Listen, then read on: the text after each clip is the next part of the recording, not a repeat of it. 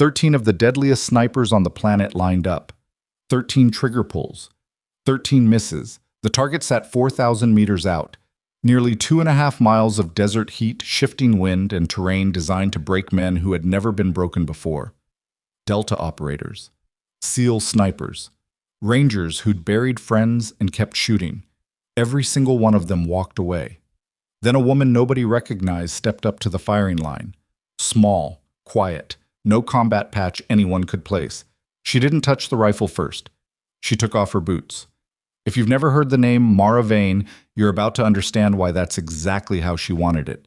Subscribe to the channel and follow this story to the very end. You won't want to miss what happens next. Drop a like and tell me in the comments what city or country you're watching from. I want to see how far this story travels. The desert didn't care who you were. That was the first thing Master Chief Rowan Hale told every student who ever came through his program. Not the first day of instruction, not during the safety brief, not in some motivational speech at the end of a long week. He said it the moment they arrived, before they'd unloaded their gear, before they'd had water, standing in the blast furnace heat of the Nevada high desert, with the sun sitting straight overhead like God had aimed it at them personally. The desert doesn't know your rank. It doesn't know your record. It doesn't give a damn what you did in Fallujah or Kandahar or whatever classified hellhole you came from. Out here, all that matters is whether you're paying attention. Hale had retired from active service 14 months ago. He still wore his hair military short, still walked like he was crossing a phobie under indirect fire, still had the habit of scanning a room's exits before he'd sit down anywhere. Some things didn't wash out. The Marine Corps had spent 26 years putting them in, and no amount of civilian life was going to dissolve them. He stood now at the Observer's Ridge at Raven Rock Desert Range, 60 miles southeast of Reno, and watched the convoy of black SUVs roll through the gate below in a trail of pale dust. 13 vehicles, one for each shooter. The Joint Precision Marksmanship Assessment, JPMA, ran every 2 years, unofficial, invitation only. No press, no public record, no unit citations. 13 slots issued across the Special Operations community. 3 from Naval Special Warfare. 3 from the Army's Combat Applications Group. 2 from Marine Force Recon. 2 from Air Force Special Tactics. And 3 wildcards drawn from classified programs most people in the DoD didn't know existed. The stated purpose was interbranch skills evaluation. The real purpose, the one everyone understood but nobody said out loud, was to find out who was actually the best. Not the best on paper, the best when conditions were impossible. This year's challenge was already earning a reputation before anyone had fired a shot. The targeting board had spent 6 weeks designing the course of fire, and when they'd briefed the parameters to the range cadre, 2 of the range officers had quietly requested reassignment, not because they were cowards, because they understood what they were looking at. 4,200 meters. In summer. With full thermal inversion. The steel target was a standard IPSC silhouette, roughly the dimensions of a human torso, bolted to a steel frame anchored in a rocky depression at the base of the canyon's far wall. Getting a bullet there wasn't impossible in a vacuum. Under laboratory conditions, with perfect atmospheric data, a skilled shooter using the right platform could put rounds on steel at that distance with reasonable consistency. Long-range shooting had evolved dramatically in the past decade. The equipment was extraordinary. The ammunition was engineered to tolerances that would have seemed like science fiction 20 years ago. But the desert wasn't a laboratory. The desert was a living, shifting, hostile organism, and on a July afternoon in the Nevada High Basin, it was doing everything in its power to make the physics of a 4,200-meter shot mathematically unrepeatable. Hale had spent 2 days on the ridge before the assessment began, just watching, taking notes. He didn't need a notebook. He'd been doing this long enough that he read terrain the way other men read faces. But he wrote it down anyway because old habits were how you stayed alive. What he recorded wasn't reassuring. The thermal layer over the desert floor was severe and inconsistent, creating refraction effects that made distant objects appear to shift position even through a high magnification optic. The valley that separated the firing line from the target was a wind tunnel, but an irregular one, split by rock formations that created competing currents at different altitudes and speeds. What registered on his wind indicator at the firing position bore almost no relationship to the actual crosswind at the midpoint, and the midpoint wind bore almost no relationship to what was happening in the last 800 meters before the target. 3 different wind environments, all of them changing on cycles that didn't align. Somebody's going to get humiliated today, Hale had thought. Possibly everybody. He hadn't said that to anyone. He just watched and waited. The first shooter to step to the line was Petty Officer First Class Darren Coyle, SEAL Team 7, Nies-Bois, 28 years old, ranked 4th in Naval Special Warfare for long-range marksmanship. He'd made a 3,400-meter confirmed shot in Syria 2 years prior, which had briefly circulated in certain channels as one of the longest confirmed kills in the theater. He carried himself with the quiet confidence of someone who had been very good at a difficult thing for a long time and knew it without needing to say so. He spent 40 minutes behind his spotting scope before he touched the rifle. Hale watched from the ridge as Coyle's spotter, a senior enlisted man named Briggs, talked him through the wind reads, calling numbers in the clipped, economical shorthand that long-range teams used. Hale couldn't hear the communication at this distance, but he could read the body language. Coyle was meticulous, professional, building a firing solution from the data available to him with the same systematic approach that had worked for him at shorter distances, in less brutal conditions.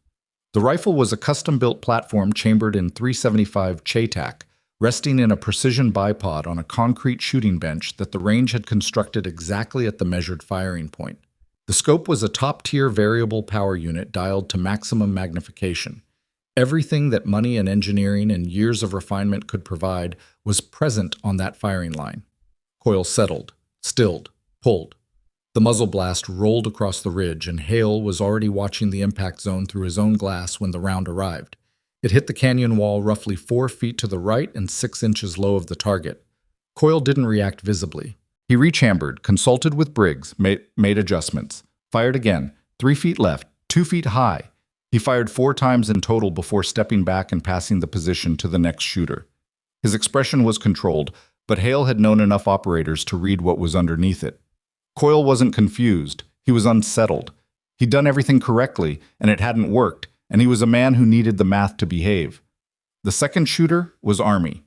Staff Sergeant Calvin Merritt, Combat Applications Group, Delta, in plain language. Hale had pulled Merritt's file months ago when the assessment roster was first leaked to him through channels. Merritt had 9 confirmed long-range kills, 2 of them at distances over 2,000 meters, one during an operation in northern Mali that Hale was specifically not supposed to know about. The man was exceptional. He was also 34, which in long-range sniper terms meant he was at the peak of the experience to physical capability ratio.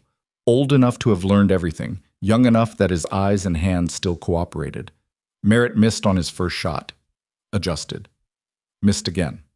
His third shot was close enough that the impact debris kicked up on the right edge of the target's base. But the scoring protocol was unambiguous. A hit was a hit. Everything else was a miss. Merritt made one more attempt, walked away without speaking. By the time the 5th shooter had failed, something had shifted in the atmosphere at the range that had nothing to do with the thermal inversion. The men who were waiting their turns had gone quiet. Not the quiet of concentration, they'd all had that coming in, that focused-in professional stillness that elite operators carried as a default state. This was a different quiet. The quiet of people who were recalculating something they'd believed to be settled. Hale leaned against the rail at the observer's ridge and pulled out his water bottle.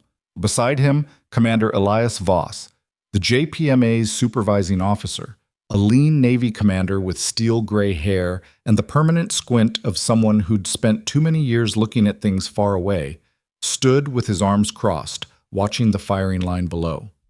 "You want to give me your read?" Voss said. He didn't look at Hale when he asked it. He was watching the 6th shooter set up.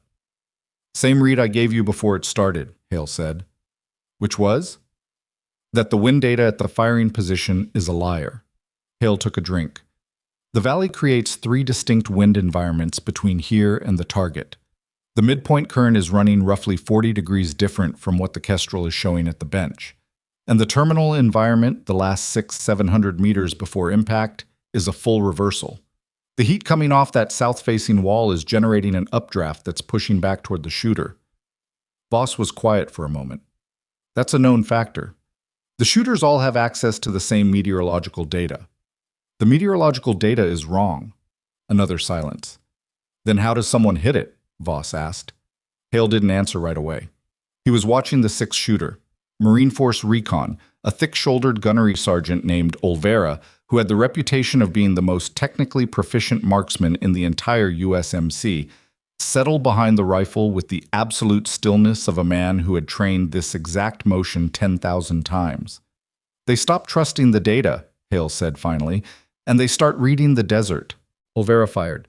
The sun climbed. The heat got worse. By the time the ninth shooter had walked away from the line without a hit, the range had developed the particular atmosphere of a place where something has gone badly and publicly wrong, and everyone present is pretending to still be professional about it. The range cadre moved between positions without making eye contact. The shooters who had already fired stood in small clusters, speaking quietly, running numbers on tablets and phones, trying to find the error in their calculations.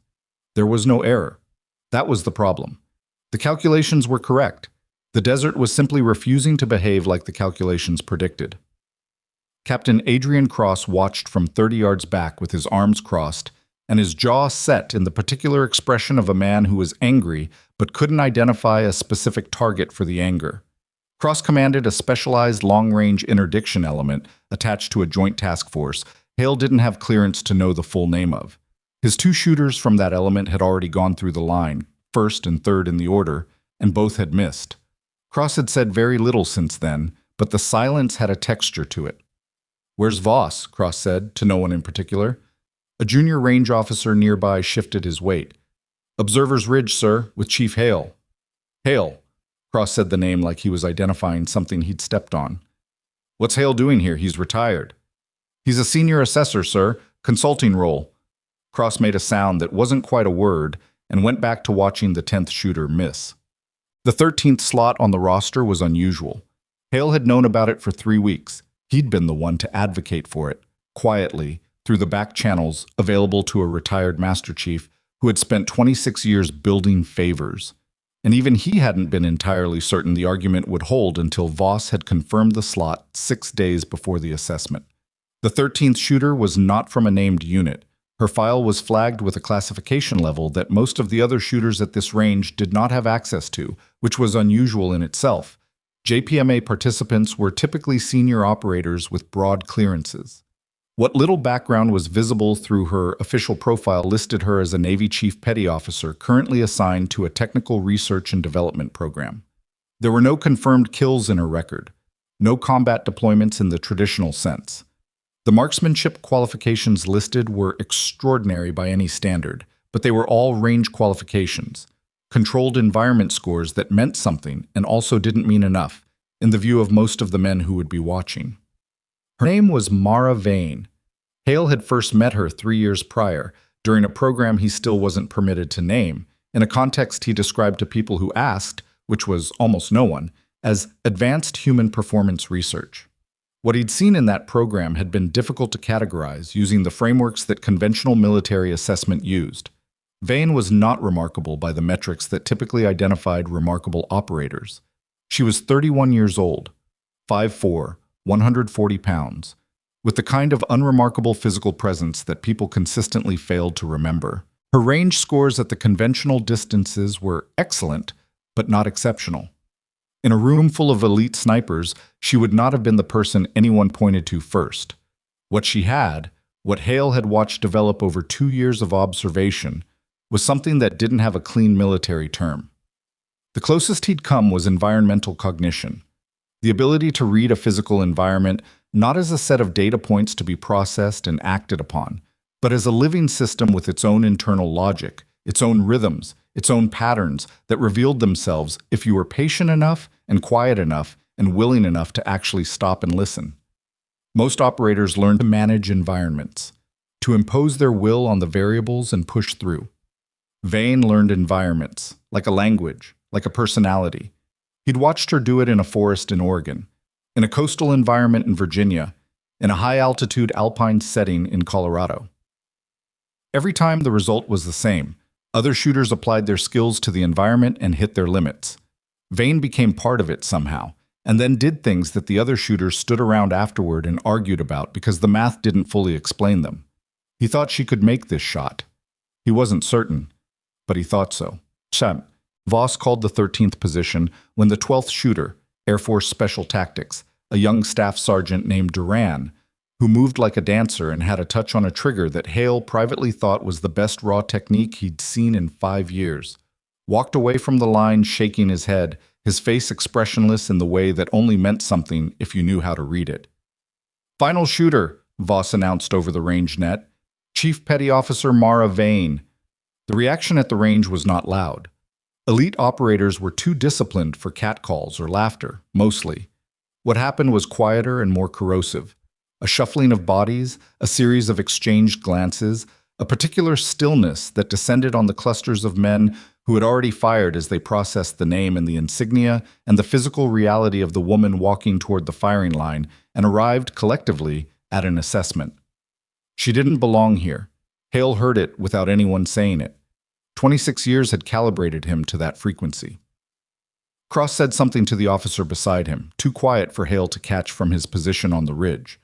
The officer beside Cross almost smiled, then didn't, then looked back at the firing line. Mara Veyne walked to the line like she was walking to a workbench. No ceremony, no performance. She was wearing standard-issue desert utilities, no special kit, nothing customized. She carried a personal notebook, small, battered, the kind that cost $2 at any gas station, in her left hand. Her hair was back and under a cap. She was not wearing sunglasses despite the brutal overhead light, which several of the observers found strange and then forgot about. She set the notebook on the bench beside the rifle. She did not look through the scope. She did not touch the rifle. She stood at the firing position and looked out at the desert with her hands at her sides and her eyes moving slowly across the terrain between the firing line and the target. "What is she doing?" someone said behind Hale. One of the range cadre, Junior. "Watching," Hale said. "Watching what?" "Everything." The minutes stretched, the sun pressed down. Somewhere at the range perimeter, a vehicle engine turned over and then went quiet. The wind moved through the valley below in one of its irregular pulses, lifting a thin curtain of grit off the desert floor and carrying it sideways before dropping it again. Mara's head moved slightly to track it. She opened her notebook, made a mark, closed it. Cross had moved up from his original position. He was standing closer to the firing line now, arms still crossed, and the expression on his face had shifted from contempt to something that might have been puzzlement if puzzlement weren't beneath him. "She hasn't touched the rifle," he said to Hale's left. He wasn't addressing Hale directly. He was addressing the general vicinity. Assessment protocols give each shooter a maximum of 60 minutes on the line. She's already burned 20 of them standing there. "She knows the protocol," Hale said. Cross looked at him. "You know her." "I've worked with her." "In what capacity?" "Classified." The expression on Cross's face did something complicated. He was a man who was accustomed to having access to things that were classified, which meant that being told something was classified was also a form of information. He looked back at the firing line, where Mara had crouched down and pressed one palm flat against the desert floor. "She's not going to hit it," Cross said. Quiet, certain, the way a man states a fact he's not invested in, just naming a reality. "Maybe not," Hale said. 13 shooters couldn't make this shot. 13 of the best precision riflemen in the American military. Whatever program you pulled her from, it didn't prepare her for this. "What makes you say that?" "Because nothing prepared anyone for this." Cross gestured at the line with a short, controlled movement. "That's the point. The shot isn't makeable today. Conditions are outside human capacity to compensate for. The value of the assessment isn't the shot, it's the data. We learned something from every miss." Hale said nothing. He was watching Mara, who had stood back up and was now studying the movement of heat waves rising from a rock formation roughly halfway between the firing line and the canyon wall. "What did she do in that program?" Cross asked. "She solved problems that other people had decided couldn't be solved," Hale said. Silence. "By doing what?" Hale looked at him. "By paying attention, yeah." At the 35-minute mark, Mara Veyne took off her boots. She set them neatly to the right of the firing bench, her socks folded inside them, with the care of someone who expected to put them back on. Then she stood in bare feet on the desert floor and closed her eyes. The range went very quiet. Even the range cadre, who had seen most things, stopped their quiet conversations and watched. Standing barefoot on burning ground in the middle of a live fire assessment was not something that appeared in any training manual. It was not tactical. It was not rational by any framework that the men watching were using to evaluate what they were seeing. Several of them looked at each other with expressions that ranged from disbelief to amusement to a particular blank look that meant, "I don't know what I'm looking at." Cross made a sound. Not a word. The kind of sound that stood in for a word. Hale watched Mara's face. She wasn't performing. That was the first thing, and the most important thing, to understand about what was happening. There was no audience awareness in her body language, no consciousness of the 30-odd men watching her stand barefoot in the desert. She had simply removed a barrier between herself and the information she needed, with the same pragmatic directness that a mechanic uses when they need to feel for a vibration that they can't hear. The ground was hot, well above 110 degrees at the surface. She was standing on it, and her face showed the discomfort, a slight tightening around the eyes, a small adjustment of her weight. But she didn't move her feet. She was parsing the sensation, separating the information from the noise. Her eyes opened. She looked southwest, then north, then back to the canyon wall. She made 2 more marks in the notebook. Then she picked up the rifle. It was the same platform every shooter had used, a range-issue CHATAC, consistent across all 13 positions to eliminate equipment variables. She checked the chamber, checked the bolt, verified the scope settings with a series of quick, practiced movements that were entirely unremarkable. The hands of someone who had done this 10,000 times. Nothing special in the mechanics. What happened next was where things stopped being mechanical. She settled behind the rifle, and then she went still in a way that was different from the stillness of the previous 13 shooters. They had gone still in the way of focused men, concentrated, processing, internal. Her stillness was external. She wasn't going inward, she was going out, into the air, into the light, into the sound of the wind cycling through the valley below. Her breathing slowed to something almost not there. The crosshairs, if Hale had been able to see them, would have been resting on empty air to the left and low of the target, a hold that would have looked wrong to anyone calculating from the standard wind data. She didn't fire. Another minute passed. Then another. Cross checked his watch with a small, deliberate movement that was its own kind of commentary. The wind pulsed through the valley. A different pulse than before. Faster, tighter. Mara's right hand adjusted on the stock, a movement of maybe a quarter of an inch that Hale caught only because he was watching for it. She fired. The muzzle blast rolled across the ridge, the brass ejected. Mara held her position behind the scope, watching the impact. 8 seconds of silence. Then the spotter, a range cadre sergeant named Polk, who had been assigned to observe and record all 13 shooters, called the impact through his spotting scope in the flat, informational voice of someone doing their job. "Impact," Polk said. "Right edge, low by..." A pause. "Low by 2 feet, right by 8 inches." Hale exhaled slowly through his nose. Not a hit, but not nothing. At 4,200 meters, in these conditions, striking the target's mounting frame rather than blank canyon wall was information. It was a precisely aimed near miss from a shooter who appeared, to the men watching, to have just fired almost blind. Mara didn't move from behind the scope. She was watching the impact point, watching the dust settle, watching the light. She wrote in the notebook, 3 quick marks. Cross leaned toward his adjacent officer. "First shot data," he said, voice careful now in a way it hadn't been before. "She's using the first shot to solve the terminal wind." His officer looked at him. "That's..." The officer stopped. "It's a live sensor," Cross said quietly. "She put a bullet in the air to read the environment at the target end because the Kestrel data is too corrupted to trust." He didn't sound contemptuous anymore. He sounded like a man who has just encountered an idea he hasn't had before and is not certain how he feels about it. Mara rechambered. She held behind the rifle for 93 seconds, Hale counted, before she fired again. The muzzle blast. The 8-second transit. The wait. "Impact," Polk said. His voice had changed slightly. Not dramatic, but different. "Center mass." Nobody spoke. "Confirm," Voss said from Hale's left. "Confirmed hit, sir. Center mass of the IPSC silhouette. 4,217 meters. The silence at Raven Rock Desert Range was the loudest thing Hale had heard in a long time. Mara Veyne was still behind the rifle, still looking through the scope at the target she'd just hit. Her breathing, from where Hale stood, appeared to be the same as it had been before she fired. Slow, even, occupying no more space than necessary. She didn't raise a fist. She didn't turn around. She stayed exactly where she was for 11 more seconds, watching the canyon wall, watching the light on the steel, watching whatever it was she was always watching.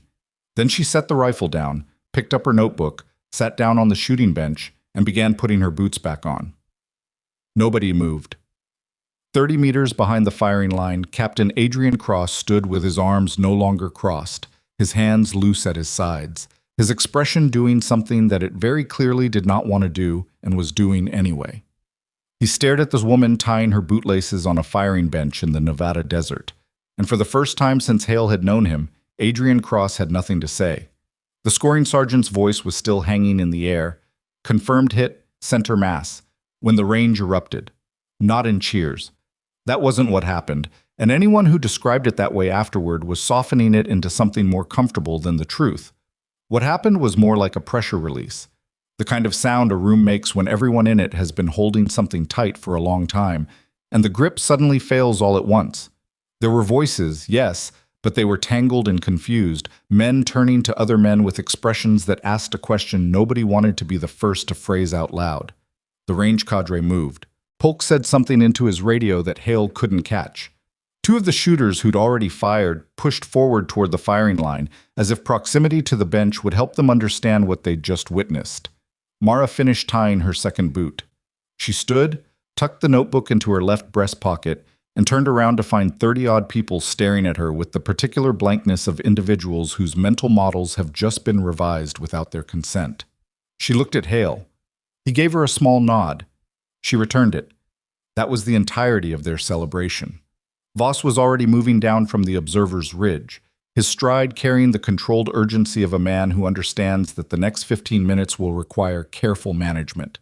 He reached the firing line and stood in front of Mara with his hands clasped behind his back and his face arranged in the expression of a commander who is processing something unexpected and doing it in public. "Chief Petty Officer Veyne," Voss said. "Sir? Walk me through your solution." Mara looked at him for a moment, not hesitating, considering how to compress something complicated into language that would be useful in this context. The MET data at the firing position was reading a left-to-right crosswind at 9 miles per hour, she said. But the valley floor was showing contradictory information. Sand movement in the first 1,000 meters was consistent with a surface-level reversal, wind actually moving right to left at lower velocity. The two readings cancel out in the standard calculation, which is why everyone's adjustments weren't holding. Voss waited. "The mid-valley wind environment is split by that rock formation at the 1,600-meter mark," she continued. "It creates a venturi effect, acceleration through the gap, direction shift on the exit side. I needed terminal data to confirm the behavior in the last segment, which is what the first shot gave me." "You deliberately missed with the first shot." "I deliberately gathered information with the first shot, sir. The result was a near miss. Those aren't the same thing." Voss was quiet for a moment. Behind him, several of the shooters had closed to within earshot, and Hale could see them processing the explanation with expressions ranging from grudging acknowledgement to something more resistant. "The ground temperature reading," Voss said. "Your feet. The thermal differential between the surface and the air column affects updraft velocity off the south-facing canyon wall. I needed a direct read, not an instrument read. The instruments were calibrated for standard desert conditions. Today wasn't standard." Voss looked at her for 3 full seconds. Hale had known Elias Voss for 11 years, and he could count on one hand the number of times he'd seen the man actually surprised. This was one of them. "Unorthodox," Voss said finally. "Yes, sir." "Effective." "That's what I was going for." Something almost moved in Voss's face.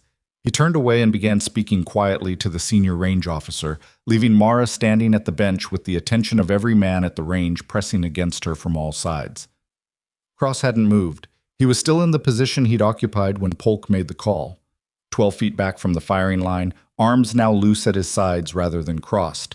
The physical language of a man whose default posture has been disrupted. I was watching Mara with an expression that had shed the contempt somewhere in the last 4 minutes and replaced it with something Hale couldn't immediately categorize. Not respect. Not yet. Something more cautious than respect. the expression of someone who has revised one assessment and isn't yet ready to commit to a new one. Mara saw him looking. She didn't look away. She didn't extend anything. No acknowledgement, no challenge. She just met his eyes briefly with the flat, neutral attention of someone noting a variable, and then moved her gaze to something else. Cross walked over to Hale. "The first shot is a diagnostic tool," he said, low enough that it was between them. "That's not in any training doctrine I've seen." "No," Hale agreed. "Where did she develop it?" "Extended observation under field conditions. A lot of different environments. A lot of time paying attention to things that other people were walking past." "That's not an answer. It's the one I can give you." Cross looked at him with the particular frustration of a man who is accustomed to having access and is encountering its limits. He looked back at Mara, who had moved away from the bench and was standing near the range perimeter, facing the valley, notebook open again.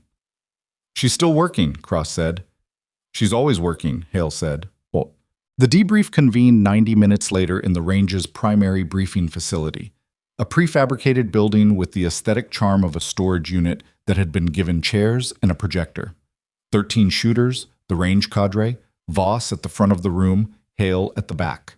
Mara sat in the second row, third seat from the left, her notebook on the table in front of her, closed. The format was standard JPMA protocol. Each shooter presented their firing solution, their observed outcomes, and their assessment of where the solution had broken down. The stated purpose was institutional learning. The actual atmosphere in the room was something that shared several characteristics with a post-mortem. Darren Coyle went first. He was precise and unhurried, walking through his calculation with the professional clarity of a man who has made peace with a result he doesn't like. His solution had been correct by every standard computational model. The shot had missed by 4 feet. He said so without qualification. The meteorological data was insufficient to model the actual atmospheric conditions, he said. The wind at the firing position was not representative of the downrange environment. Without better sensor placement at multiple points along the flight path, a reliable firing solution wasn't achievable through conventional means. Voss nodded, made a note. Calvin Merritt followed. His assessment was shorter and carried more controlled irritation in its undertones. Same conclusion, the data environment didn't support the shot. The shot wasn't makeable with available information. Around the room, variations on this theme repeated themselves. The vocabulary changed. Different units used different terminology, and the Delta operators tended toward more technical language than the Navy men, and the Air Force ST Sergeant Duran expressed things in a style that was almost formal in its precision. But the core assessment was consistent. Impossible conditions, insufficient data, shot wasn't makeable. When it came around to Mara, the room had developed a particular texture. She opened her notebook, looked down at it for a moment. "My solution was built in 2 phases, she said. Her voice was even, pitched to carry without effort, no performance in it. Phase 1 was environmental observation, approximately 35 minutes of passive data collection before I touched the rifle. What I was looking for were the behavioral patterns that the instruments couldn't capture. Wind cycle regularity, thermal differential gradient, secondary current indicators in the terrain. That phase gave me a partial solution." She paused, looked up. Phase 2 was active sensing. The first shot was a calibrated probe into the terminal environment. The impact data confirmed the reversal current in the final segment and gave me the actual deflection coefficient I needed to complete the solution. Silence in the room. Petty Officer Coyle turned his pen over in his fingers once. "You're describing a methodology that requires 2 shots, he said. Not aggressive, professional. In an operational context, a 2-shot engagement at that distance takes a minimum of 12 to 16 seconds. That's a significant exposure window." "In a stationary target, fixed position scenario, yes," Mara said. "That's a real limitation. In a real engagement, your target is moving, or your target has protection, or your target has heard the first shot. All true. So the methodology doesn't translate to operational use." "The specific implementation doesn't," Mara said. "The underlying principle does. Learning the environment before you commit to a solution that translates everywhere. The 2-shot structure was specific to these conditions. The observation discipline isn't."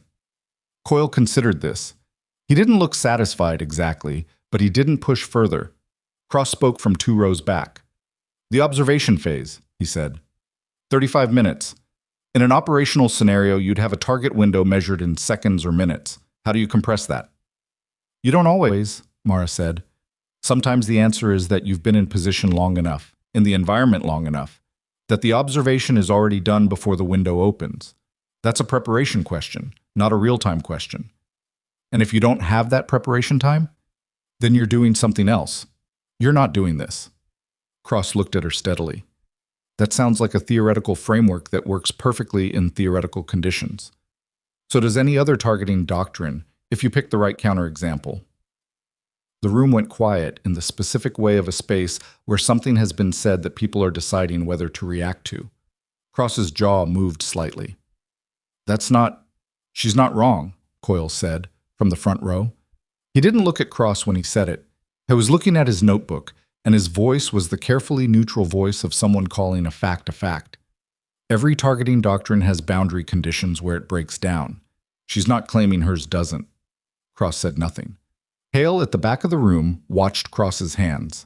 They were flat on the table, very still. The stillness of deliberate control. Voss moved the debrief forward. The rest of the session covered technical data, flight time measurements, observed wind indicators that had been recorded by range sensors for post-event analysis, suggestions for improving the MET data collection system for future assessments. Professional. Useful. The kind of institutional work that made programs better over time. Mara participated without excess. She answered what was asked of her, added detail where it was relevant, and did not volunteer anything that wasn't useful to the discussion. But Hale noticed that two of the shooters, Coyle and Merritt, separately, at different points in the session, had their notebooks open and were writing things down while she spoke. Not their own notes. Hers. The exact phrasing of what she'd said. He noticed that Cross did not write anything. The range facility had a small commissary set, military-grade functional, no ambiance whatsoever, but the coffee was adequate and there were enough tables to seat 30 people without crowding. After the debrief broke, most of the assessment participants filtered through it in the particular post-event drift of people who have finished something intense and aren't yet ready to transition to whatever comes next. Mara was sitting alone at a corner table with a cup of coffee. She wasn't drinking and her notebook open to a new page. She was writing something, and from Hale's angle it was impossible to tell whether it was assessment notes or something else entirely.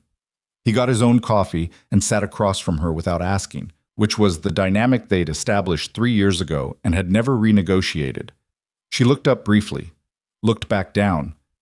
"Cross is going to be a problem," she said. "Probably. He's the type who needs to be right more than he needs to understand what happened. The two things are going in different directions for him right now." Hale wrapped both hands around his coffee cup. "He'll calibrate. Or he won't, and he'll find a way to make the assessment mean something different than what it means." She wrote something. "Does he have influence over the program?" "Some. Not direct authority, but indirect. He knows people." She looked up at him then, and the look had something in it that wasn't quite worry, but was in the same neighborhood. The particular expression of someone who has learned to anticipate institutional friction the way others learn to anticipate weather. "You knew this shot would create problems," she said. It wasn't an accusation. "I knew it would create information," Hale said. "What people do with information is their choice." That's a very diplomatic answer for a man who spent a career in an organization that doesn't do diplomacy. "I spent a career in an organization that does structured conflict. It's different." She almost smiled. Not quite. The commissary door opened and Duran came in. The Air Force ST sergeant, the last shooter before Mara, the one who'd come closest before her. He was young, 26 or 27, with the built-in precision of someone who had been doing difficult things with his hands since he was a teenager. He went to the coffee station, filled a cup, and then with the directness of someone who has decided not to overthink something, he walked to their table and sat down in the third chair without being invited. "I've been thinking about the first shot," he said. Mara looked at him. "I want to understand the hold," he said. "You were holding left and low of the target on both shots. The second one hit center mass. So the actual hold point was, what, roughly 2 body widths left and 3 feet low?" "Approximately." "That's a significant departure from what the Kestrel data would suggest." "Yes." "What was the primary driver of the left hold? The Venturi effect you mentioned in the debrief? Mara looked at him for a moment. Hale watched her decide something. The Venturi effect accounted for about 60% of it, she said. The rest was terminal updraft deflection. The heat column coming off the canyon wall was pushing the bullet right in the final segment, which reads in the scope as the target being left of its actual position. You compensate by holding further left than the standard wind correction would suggest. Duran wrote something on a folded piece of paper he'd pulled from his pocket. And the low hold? The updraft also has a vertical component. It was lifting the bullet in the terminal segment. I was holding low to let the updraft carry the round up into the target zone. He wrote more. His handwriting was precise, small, even letters, the writing of someone who took notes seriously. I was holding right and high, he said, without looking up, which means every correction I made was working against me. I was fighting the conditions I should have been using. Yes, Mara said. He finished writing, looked up. He had the kind of direct gaze that came from a lot of time looking through precision optics, steady, without aggression, just focused. How long did it take you to develop this approach? He said. Develop is probably the wrong word. It wasn't a deliberate process. I started paying attention to environments differently after a certain point. It built over time. After what point? She was quiet for a moment. After a situation where the numbers were right and people died anyway, she said. The commissary held that for a second. Duran nodded once, slowly. He folded the paper and put it back in his pocket. Thank you, he said. He stood, picked up his coffee, and walked away to a table on the other side of the room. Hale waited. You're going to get questions like that from a lot of people in the next few days, he said. I know. How do you want to handle it? Honestly, she picked up her coffee finally, found it cold, drank it anyway. It's not complicated. It's just uncomfortable for people who've built their identity around a specific approach. Cross isn't going to come ask you questions like Duran did. No, she agreed. Cross is going to go find someone he outranks and have a different kind of conversation. The conversation Cross had was not with someone he outranked. It was with two men of roughly equivalent authority. A Marine colonel named Stearns, who ran Force Recon's training pipeline, and an Army lieutenant colonel named Abernathy, who worked in a capacity that Hale understood to be adjacent to the Combat Applications Group's selection and assessment function without being directly inside it. The three of them occupied a table near the commissary's back wall with the body language of men who have chosen their position carefully, which was a thing men at that level did automatically and often without realizing it. Hale didn't join them. He wasn't invited, and the dynamic between himself and Cross had been established clearly enough that an uninvited approach would produce more friction than information. Instead, he sat with Mara until she finished her cold coffee and then walked with her out to the range's vehicle staging area, where the afternoon heat had not diminished by a single degree. Stearns and Abernathy, Hale said when they were outside. Mara glanced at him. Cross is talking to them now. Inside. She processed this without visible reaction. Program review? You? Possibly. Or just narrative management, making sure the story of what happened today is the story that serves them. She was quiet for a moment.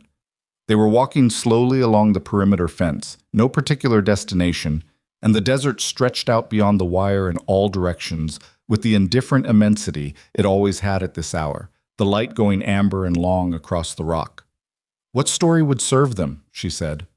Anomaly, Hale said. Lucky red. Conditions happen to align with an unconventional approach, which doesn't generalize, and the program's existing methodology remains sound and doesn't need revisiting. That's not what happened. I know. The conditions didn't align with my approach. My approach adapted to the conditions. That's the entire point. I know that too. She stopped walking, stood with her arms at her sides looking out through the fence at the desert, and Hale saw in her posture something he hadn't seen much from her in 3 years, the particular tiredness of someone who has done a very hard thing correctly and is now realizing that the hard thing was only the beginning. They're going to try to explain it away, she said. Some of them. And if they manage that, then the shot means less than it should. Hale looked at her. That's why the documentation matters. Voss's report will be the official record. If his assessment reflects what actually happened today, the narrative has a harder time sticking. Does Voss understand what actually happened? I think so. He's a careful man. He'll look at the sensor data, he'll look at the two-shot sequence, he'll read Polk's log. The evidence is there if he's willing to read it straight. Mara turned away from the fence. And if he's not? Hale didn't answer immediately. The light was doing something particular to the desert at this hour, pulling color out of the rock in shades of copper and rust that didn't exist at any other time of day.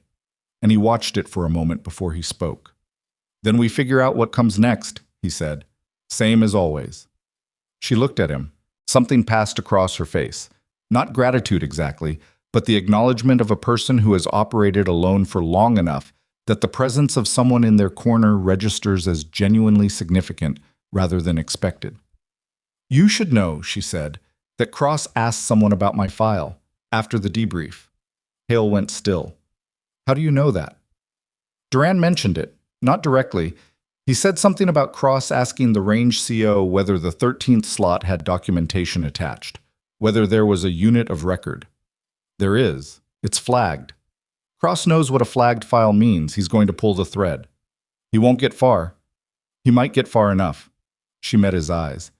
If he finds out where I came from before the R&D assignment, this gets more complicated. Not for me. I don't care about complicated, but for the program, for whatever comes after this.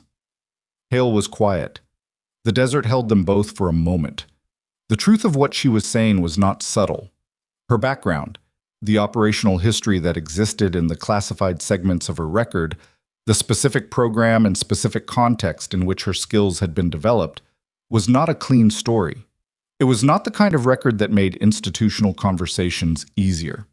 There were people who knew pieces of it and had decided, at the time, that the pieces were more valuable inside a classified compartment than outside one. If Cross started pulling at the documentation with enough persistence and enough access, some of those pieces could move, and the people who had put them in the compartment in the first place might have opinions about that.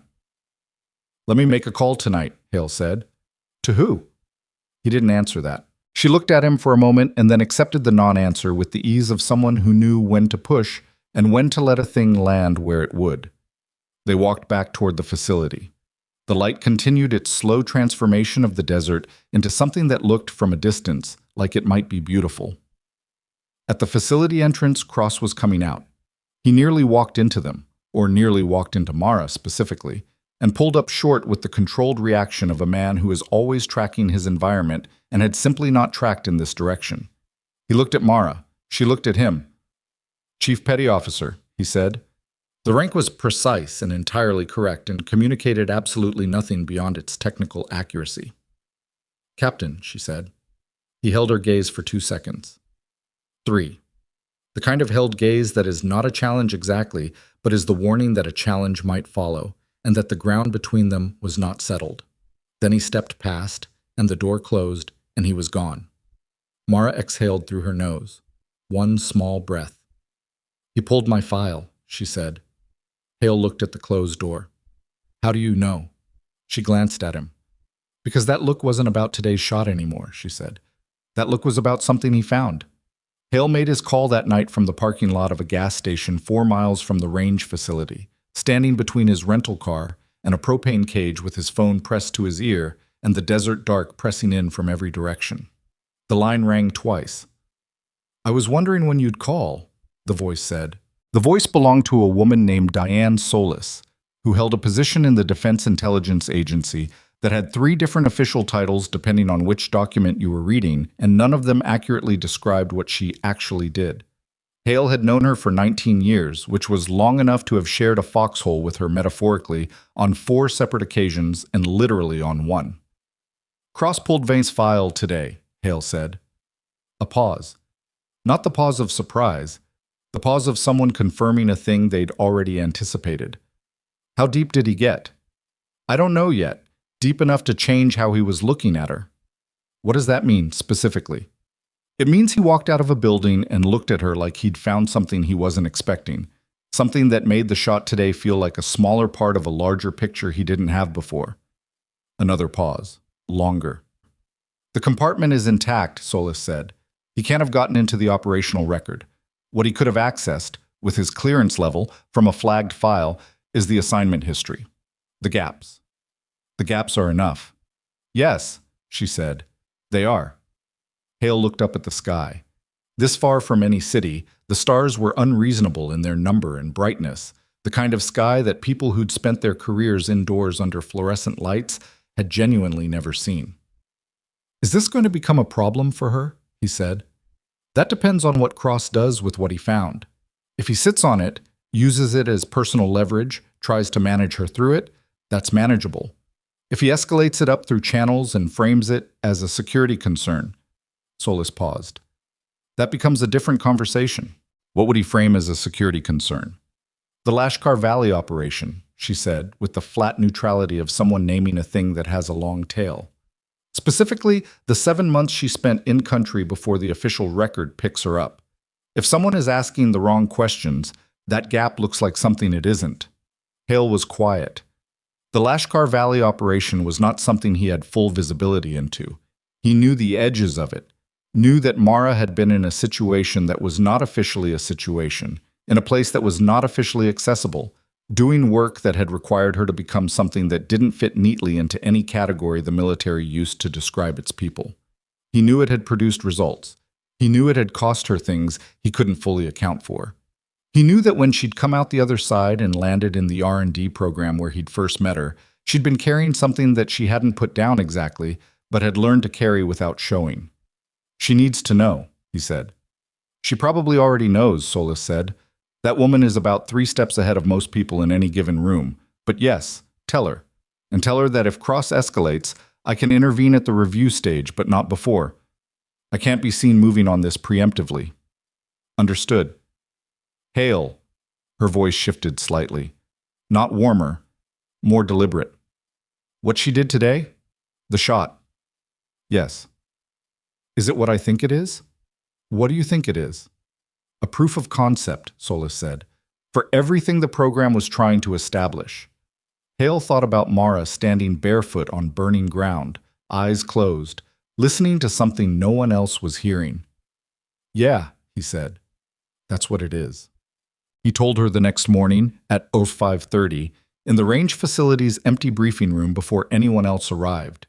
She was already there when he came in, sitting in the same chair she'd occupied during the debrief, notebook open, coffee from the commissary's overnight pot that had been sitting since midnight and tasted like something had been dissolved in it rather than brewed. She listened without interrupting. When he finished, she was quiet for a moment. Then she said, Lashkar Valley. Yes. He found the gap in the assignment history. That's what Solis thinks. She looked down at her notebook, made a small mark that wasn't writing, just the pen touching paper, once, the physical equivalent of a pause. The gap is 7 months, she said. From the outside, with no context, it looks like someone was somewhere they shouldn't have been, or someone was being someone they shouldn't have been. She glanced up, neither of which is straightforwardly wrong. The operational outcome justifies the method. That's a thing people say about operations that are hard to explain. She said it without bitterness. Matter of fact, the tone of someone describing a recurring pattern they've had time to accept. Cross isn't stupid. He's going to see the gap. He's going to see the classification level of what's behind it, and he's going to build a story that fits what he can see without knowing what he can't. And the story he builds makes me a liability, she said, or a question mark, which in this environment is the same thing. Hale sat down across from her. The room had the particular stillness of early morning in institutional spaces. HVAC, hum, distant generator, the sense of a building existing in the quiet before it had to perform its function. Solis can intervene if it goes to review, he said. That means it has to get to review first, which means Cross has to take a formal action rather than an informal one. She tapped the pen against her notebook once. Informal is worse. Formal, I can respond to. Formal, there's a process. Informal is just people in rooms deciding things. You've handled informal before. I've handled informal when I was invisible, she said. I'm not invisible anymore. That sat between them for a moment. Outside the briefing room, the facility was starting to wake up. Footsteps in the corridor. A door opening somewhere. The sound of the commissary beginning to produce something that would smell like breakfast within the hour. What do you want to do? Hale asked. She looked at him. I want to do the work, she said. That's it. I want to continue doing the work. Whatever they decide to make out of today, whatever story Cross tells, whatever the file looks like from the outside, none of that changes what the shot was, what it demonstrated, what it means for how this skill set can be developed in other people. That might not be enough. I know. She closed the notebook. But it's what I have. Cross moved faster than either of them anticipated. By Euro 900, he had requested a formal meeting with Voss. By 1000, Voss's aide had circulated an amended schedule for the day that included a 2-hour block marked simply as program review, restricted attendance. By 10:30, Hale had been quietly informed by the range CO that his observer status for the remainder of the assessment period was under review pending the outcome of that meeting. He was, in the careful language of the message, asked to remain available, but not to attend the morning's range activities. Mara received no message at all, which was its own kind of message. She and Hale were in the commissary when the amended schedule circulated.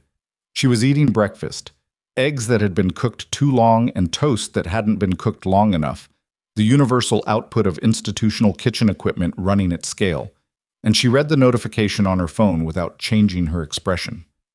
2 hours, she said. That's a substantive meeting, Hale said. That's not a quick conversation. He prepared something, he came in with documentation. She put the phone face down on the table. He must have been working on this last night. The timing of the file pull confirms that. He pulled it during the debrief. He's been building this since yesterday afternoon. She ate a forkful of eggs. They were clearly bad, and she ate them anyway, with the practiced indifference of someone who had spent enough time in enough austere environments that the quality of food had become a largely irrelevant variable. What's his argument? She said. Hale thought about it. Operational unknown, he said. 7-month gap in verifiable assignment history. No unit accountability during a period that, from the outside, overlaps with some things that would be easier to misread than to understand correctly. He frames that as an unvetted variable in a program that just produced a result people are going to pay attention to. He's saying I'm a security risk. He's saying the program's confidence in you as an accessible quantity is incomplete, which is a more professional way of saying I'm a security risk. Yes. She ate more eggs, looked at the table for a moment. The thing about Lashkar Valley, she said, not quite looking at Hale, the thing that isn't in the file, the thing that the gap doesn't show, is that I was there because someone asked me to go. Someone who had the authority to ask and the reasons to ask, and who understood what it would require and sanctioned it anyway. She paused. I didn't go rogue, I didn't go off book. I went where I was sent, and I did what needed doing, and when it was over, there were people alive who wouldn't have been otherwise. That's the whole story. I know, Hale said. Cross doesn't. No. She looked up. Is Voss going to listen to him? Hale was honest. Voss is going to have to consider it. Cross has rank, he has institutional credibility, and he has a documented concern. Voss can't dismiss that without a process. And the process takes time. Yes. And during that time, your status in the program is uncertain. She absorbed this, set her fork down. How uncertain? Hale didn't answer immediately, which was itself an answer. That uncertain, she said. The meeting ran 2 hours and 40 minutes. Hale knew this because he spent most of them in the parking lot, in the narrow strip of shade provided by the building's overhang, watching the facility entrance and tracking time on his watch, with the particular patience of a man who had spent decades waiting for things he couldn't control to resolve themselves. Stearns came out first, at the 2-hour mark, with the body language of someone who had contributed their piece and been released. Abernathy followed 4 minutes later, moving quickly, phone already out. Neither of them looked toward Hale. Cross came out at 2:43. He walked to his vehicle, opened the door, stood with one hand on the roof, and looked across the parking lot for a moment before getting in. He didn't look at Hale. He looked at the desert beyond the perimeter fence, the same desert that had hosted yesterday's assessment, its face entirely indifferent to everything that had happened since, and his expression was the expression of a man who has done something he believes is correct and is finding that belief less satisfying than he expected. He got in the vehicle and drove away. Voss came out 11 minutes after that. He walked directly to Hale, which was purposeful. Voss was a purposeful man. He didn't do things accidentally, and he didn't walk toward people without deciding first that he was going to walk toward them. "Walk with me," Voss said. They walked along the building's perimeter, out of earshot of the range cadre who were moving between the facility and the firing positions in the middle distance. "Cross made a formal request for program review," Voss said. His voice was even, professional. The voice of a man presenting facts to someone he's decided deserves them. Specifically, he requested suspension of Chief Veyne's participation in any follow-on activities pending a full review of her assignment history and the classification status of what he's calling an accountability gap. Hale waited. His argument is that a result of this profile, a documented first-in-program confirmed hit at that distance, in these conditions, will attract institutional attention, and that the program cannot fully account for the background of the individual who produced it. He's framing it as a chain of custody question, not a personal attack. "Of course not," Hale said. "In bureaucratic terms, it's a reasonable request. The file does have a gap. The gap is significant, and he's correct that this result will draw attention." Voss paused. "He's also correct that I have to respond to it." "What response did you give him?" Voss was quiet for 2 steps. 3. "I told him I would initiate a review," he said. "Standard protocol. The review process for a flagged file at her classification level goes to the program's oversight authority, not to Cross personally. It's not his review to conduct." Timeline? 48 to 72 hours for the oversight office to respond. During that window, Voss stopped walking. He turned to face Hale directly. "During that window, I am authorizing Chief Veyne's continued participation in the program's supplementary activities. She is not suspended. She is not restricted. What she is under observation, which in practical terms means I need her to be visible, accountable, and documented at every stage." Hale looked at him. "You're not giving Cross what he asked for," he said. "I'm giving him the process he's entitled to. The outcome of that process is not determined yet." Voss held his gaze. "She hit the shot, Rowan. In 22 years running assessments, I have never had a confirmed hit at that distance, in those conditions, by any shooter from any branch. What she did yesterday is real. What it means for the program is real. I'm not going to let a personnel dispute erase that before we've had time to understand it." Hale exhaled slowly. Not relief. Something more complicated than relief. The acknowledgement that the person he'd needed to be reasonable had chosen, for now, to be reasonable. "There's something you should know about the Lashkar Valley Gap," Hale said. Voss waited. "It's sanctioned. The operation was sanctioned at a level that Cross doesn't have access to, and the outcome was significant. The gap doesn't mean what it looks like from the outside. Can you get me documentation? I can get you a person, someone who can speak to the oversight authority directly." Voss nodded once, the nod of a man adding a piece to a structure he's building. "Do it," he said. "Today." The supplementary activities that Voss had referenced were a second phase of the assessment that most participants had understood to be lower stakes, target analysis exercises, team-based observation challenges, a series of low-tech environmental reading tests that the program used to generate data on how operators processed complex terrain information. Under normal circumstances, Mara's role in this phase would have been straightforward: participate, be assessed, generate data. Under the current circumstances, every moment of her participation was documented in triplicate. She didn't know this, or she knew it the way she knew most things about rooms she was in, as a background fact, registered and filed, not interfering with the work. The first supplementary exercise ran at 1400 on the North Range, a terrain analysis problem that asked each participant to study a 600-meter stretch of broken desert terrain for 20 minutes, then provide a written assessment of which 3 positions offered optimal concealment and field of observation for a 2-person element. The exercise had a correct answer developed by the range cadre, weighted towards specific criteria, and most participants produced assessments that hit 2 of the 3 designated positions and provided reasonable justification for their choices. Mara identified all 3 designated positions. She also identified a 4th position that wasn't on the cadre's list, provided a written justification for why it should have been, and attached a hand-drawn sketch showing the line-of-sight geometry from that position that the cadre's original terrain analysis had apparently not considered. The range officer running the exercise, A Marine gunnery sergeant named Tillis, with the weathered patience of a man who had been surprised before and expected to be surprised again, read her submission twice before calling it. Veyne, Tillis said. She looked up from the table where she'd been waiting. This fourth position. He tapped the sketch.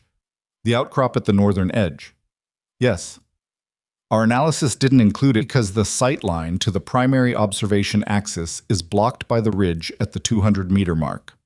The sight line to the primary axis is blocked, she said. The sight line to the secondary axis, the approach route along the drainage, is not. From that position you can't see the main problem, but you can see anyone trying to solve the main problem from behind. Tillis looked at the sketch. Counter-observation position, he said. Whoever controls that outcrop controls the information about who's controlling the terrain. Tillis made a mark on his clipboard. He did it slowly, the mark of someone being deliberate, and he didn't say anything else. He didn't need to. The mark was its own commentary. Merritt, sitting 2 seats from Mara, had been watching the exchange. He didn't say anything either. He looked back at his own submission and then looked at his hands for a moment, the posture of a man revisiting something he thought was finished. The second supplementary exercise was a wind-reading challenge, not a shooting problem, a pure observation problem. Participants were given instruments, atmospheric tables, and a complex of terrain markers, and asked to predict the wind behavior at a designated point 900 meters away across a broken terrain feature. The prediction was then tested by releasing a smoke canister at the measuring point and observing the drift. 12 of the participants used the instruments and the tables. Their predictions ranged from reasonable to excellent. 2 of them nailed the wind direction with accuracy that was genuinely impressive. Mara put down the instruments after 4 minutes. She spent the remaining time watching the terrain markers, small flags on wire posts that the range had placed at regular intervals, and the dust patterns at the surface, and the heat shimmer off 2 rock formations at the terrain's midpoint.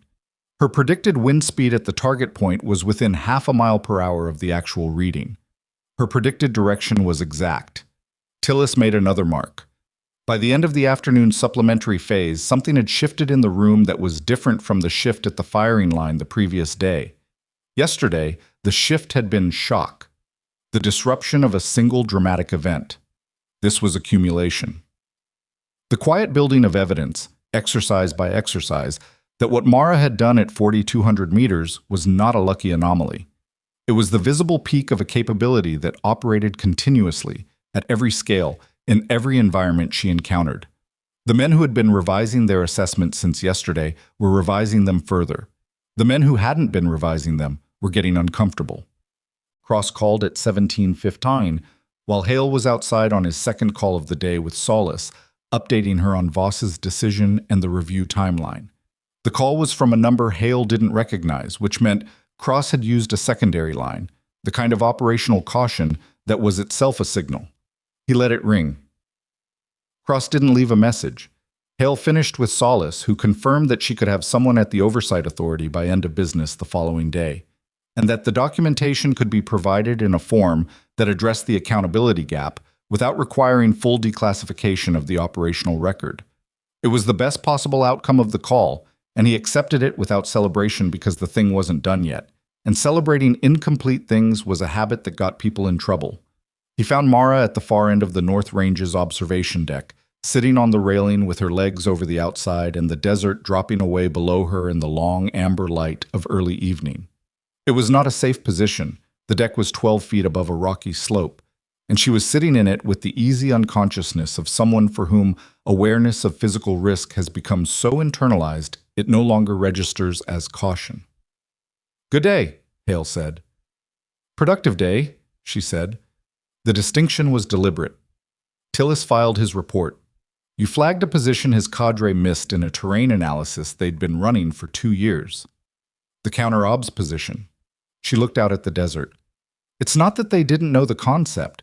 They just analyzed the terrain for the problem they designed. They didn't analyze it for the problem someone else might design in response. That's the lesson. That's always the lesson, she said. You plan for your own operation. You forget to plan for the person who's watching you plan. Hale leaned on the railing beside her. The desert at this hour was doing the thing it always did, transforming itself from something brutal into something that could be mistaken for beautiful, the light pulling copper and gold from rock that spent the rest of the day looking like nothing at all. Solus will have someone at the Oversight Authority tomorrow afternoon, he said. The review should move quickly after that. She nodded, didn't speak. Mara. She looked at him. Cross called me, he said. Didn't leave a message. Something moved across her face. Brief. He's going to try to talk to you directly, outside the process. Yes. Don't let him reframe what happened yesterday. I don't intend to. I mean specifically. She stopped herself, started again. He's going to try to separate the shot from the method. He's going to argue that the result was real, but the approach isn't reproducible, isn't teachable, isn't something the program can build on. And if he gets that argument to stick, then the shot becomes a data point, and I become a question mark, a gap, a thing that happened once and doesn't justify further investment. Hale was quiet. He's not entirely wrong, she said, and the honesty of it was very clean, no self-pity in it. The specific method isn't directly teachable. You can't teach someone to feel what I feel when I'm in a terrain environment. What you can teach is the discipline that enables it, the observation habits, the willingness to set down the instrument and just look, listen, let the environment tell you what it knows. That's what the program is built to do. The program is built to explore it. We haven't proven it scales. She looked back at the desert. Yesterday was evidence that it's real. It's not proof that it transfers. Then that's what comes next, Hale said. We build the proof. If Cross doesn't shut it down first, he'd need Voss to shut it down. Voss has limits, she said quietly. He's reasonable and he's fair, and he's also a commander who operates inside an institution with its own logic. If the pressure from Cross becomes institutional rather than personal, if Stearns and Abernathy back him, if this gets framed as a program integrity question rather than a personnel dispute, Voss can't hold it alone. Then we give him what he needs to hold it, Hale said. Solus, the documentation, and everything you're building in the exercises. She looked at him for a moment. The light had changed again, doing something to the color of the sky that happened for maybe 10 minutes each evening in this place and nowhere else. You really believe this is worth fighting for, she said. It wasn't quite a question. I believe you're worth fighting for, he said. The program, the methodology, the proof of concept, those matter. But they're not what I'm here for. She was quiet for a long time. You know what the worst part of Lashkar Valley was? She said finally, not looking at him, looking at the desert. He waited. Not the operation itself, not what it required, not what it cost. She paused. The worst part was coming out the other side and discovering that the thing I'd learned to do, the thing I'd become in order to survive and function in that environment, was something that had no recognized category, no place in the existing framework. I had developed a capability that the institution didn't have language for, and so, to the institution, it didn't exist. She stopped. Yesterday was the first time it existed. The desert held them both. Below the observation deck, the range was going through its end-of-day procedures. Equipment stowed, positions logged, the formal closing of the day's activities that military organizations performed with the same ritual consistency, regardless of what the day had contained. Cross is going to come at me again, she said. Not through the file. He's used that. He's going to come at the methodology itself. He's going to find a scenario where my approach fails, and he's going to use it to build the case that yesterday was the anomaly. You think he's already planning that? I think that's how he operates. He's not a malicious person. He's a thorough one. She pulled her legs back over the railing and stood up on the deck, and Hale noticed that her boots were on and properly laced, which meant she'd made a choice at some point in the past few hours to be ready. He's going to manufacture a test condition that challenges the methodology on its weakest ground. What's the weakest ground? She looked at him. Speed, she said. Everything I do requires time. Observation takes time. Environmental learning takes time. In a scenario that compresses the timeline, a rapid engagement, a target that appears and disappears in seconds, everything I rely on is stripped away, and I'm left with what everyone else has. Instruments, tables, numbers. And at that point, I'm a 31-year-old chief petty officer with good range scores and a questionable file, standing in a room full of men who have been doing this longer. She said it without drama. Just the arithmetic of it, stated plainly. That's Cross's play. I'd bet my next 2 years on it. Hale looked at her. Then we need to make sure that when that scenario arrives, he said, you're ready for it. She looked back at the desert one more time as the light finally finished its daily transformation and the colors began their slow pull toward dark. I've been ready for it since Lashkar Valley, she said.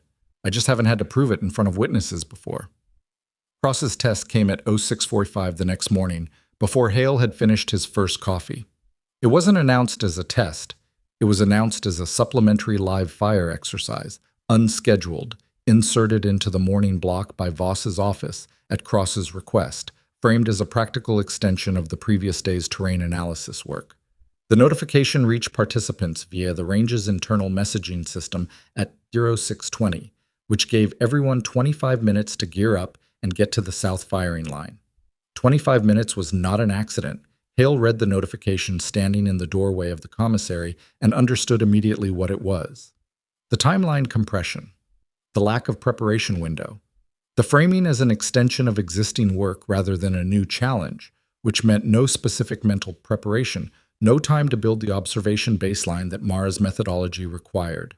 He looked across the commissary to where Mara was sitting with her notebook and her bad coffee, and she was already looking at him, and her expression confirmed that she had understood it at least as quickly as he had. Rapid engagement scenario, she said when he reached her table. That's my read. Timeline? 25 minutes to the south line. He had this ready. He designed it overnight. She looked at her notebook for a moment, not reading it, just looking at it the way you look at something familiar when you need a second to think. What's on the south line, she said. I don't know the specifics. The notification just says live fire, practical assessment, all JPMA participants.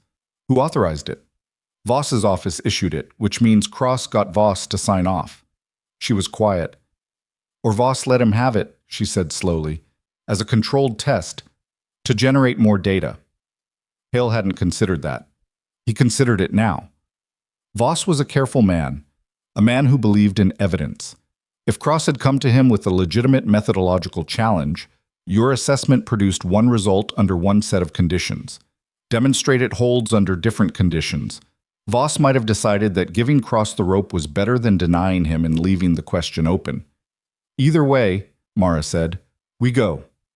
She closed the notebook, put it in her pocket, and finished the rest of her coffee in one long drink that expressed more about her feelings toward the situation than anything she'd said.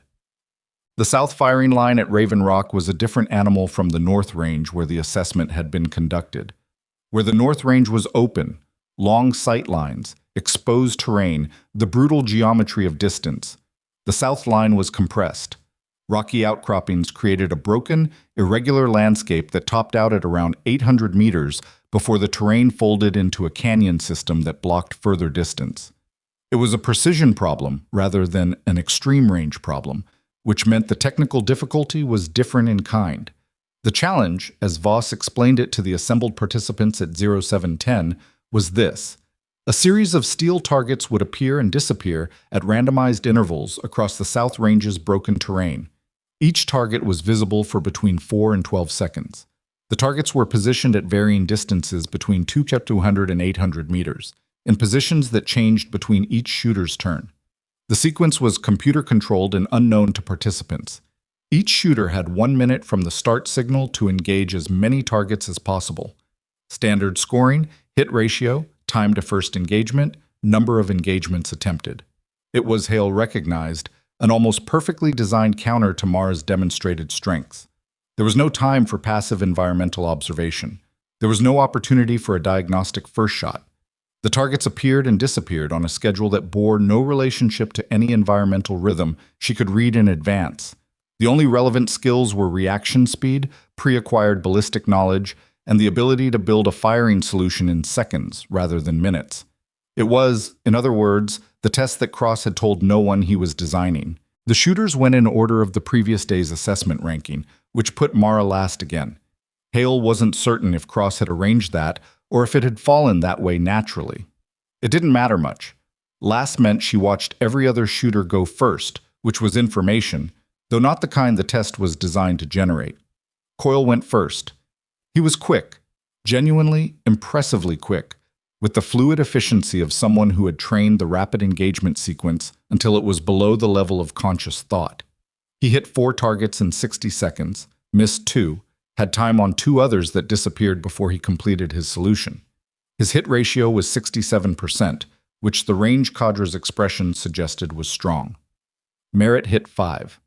His time to first engagement was faster than Coyle's by nearly half a second, which was a significant margin at this level.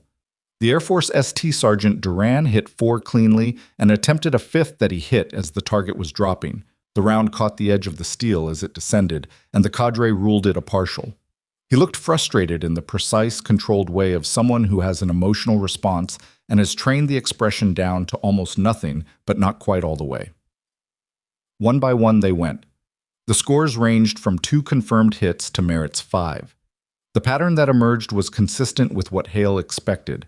The best rapid engagement scores came from the men whose training had most emphasized close to medium range work under time pressure, which was a different skill set from the one that had been tested the previous day. Yesterday's top performers, Coyle, Duran, were middle of the pack today. Men who had been unremarkable at 4,200 meters were posting strong numbers at 200 to 800. Cross watched from the observer's position with his arms crossed, and the expression of a man monitoring something he expects to confirm his prior assessment. He hadn't spoken to Hale since the previous day's parking lot exchange, which Hale read as deliberate. Cross was managing the distance between them with the same purposeful care he brought to everything. When the 12th shooter stepped back from the line, the range went into a 2-minute reset while the cadre repositioned the target array for the final run. Mara stood at the back of the assembled group with her hands at her sides and her eyes on the South Range terrain. She wasn't moving, wasn't consulting anything, just looking at the landscape with the steady attention she brought to all landscapes. Hale moved to stand near her without making it a meeting. Just proximity, 2 people standing in the same direction. "You've been watching the target positions," he said, quietly enough that it was between them. "The array isn't fully random," she said. Her voice was very low. "The computer generates a random sequence, but the target positions themselves are fixed. There are 8 positions in the terrain. I've identified 6 of them from watching the previous 12 runs." Hale was still. "The 6th one is behind that rock formation at the 400-meter mark," she said. "Left edge, I've seen it twice. It appeared for a Coyle run and a Merritt run. It's the one that neither of them hit. The angle from the firing bench puts the target in the rock's shadow at this hour, which makes it difficult to acquire in the transition from the bright terrain to the shadow zone. So you adjust for the light transition. I adjust my position slightly on the bench to change the angle relative to the shadow." She was quiet for a moment. "That's not the methodology Cross is testing. That's just observation. That's just watching. It's the same thing." "To me it is," she said. "To him, it's going to look like preparation. Advantage. He'll argue the test wasn't equitable." "Let him argue that," Hale said. "What he's actually arguing, if that's his response, is that watching your environment more carefully than other people is an unfair advantage. He can explain that position to Voss." Something moved in her face. Not quite a smile. The ghost of one. "Veyne," Voss called from the line. She walked forward. The 60 seconds that followed were not what anyone present was expecting, and Hale would spend a significant amount of time afterward trying to articulate precisely why. It was not that she was faster than the other shooters. She wasn't. Her time to first engagement was slightly slower than Merritt's, and her transitions between targets were measured rather than lightning fast. It was not that she was technically superior in the mechanics of rapid fire. She was excellent, clearly trained, but the Delta operators and the Niçabois shooters had a mechanical fluency that matched or exceeded hers at close to medium range. What was different was something harder to name. She moved on the bench with the settled economy of someone who knew exactly where she was going before she got there. When a target appeared, she was already arriving at the acquisition angle rather than reacting to the appearance and then moving. When one disappeared and the next appeared, she transitioned with a directness that suggested she had a reasonable prior on where the next one would be. She didn't search, she went. The target behind the rock formation's shadow, the one that had defeated both Coyle and Merritt, appeared in the 41st second of her run. She had shifted her position on the bench by approximately 3 inches at the start of the exercise, an adjustment so small that only Hale had noticed it. And when the shadow zone target appeared, she was already indexed to the angle that put the steel in the light rather than the dark. Her shot was unhurried relative to the time pressure and hit cleanly. When the 60 seconds ended, Polk called the score. 6 confirmed hits, 1 partial, 0 misses on attempted engagements. The partial was a target that had appeared in the final 3 seconds, and she'd fired as it was already descending, clipping the upper edge of the steel. 7 engagements, 6 clean hits. An attempted to confirmed ratio of 100% on full exposure targets. Nobody said anything for a moment. Cross lowered his arms from their crossed position. It was a small movement. Hale watched it. Tillis, the gunnery sergeant who had been running the supplementary exercises, was writing on his clipboard with the deliberate motion of a man being very careful to record exactly what he'd seen.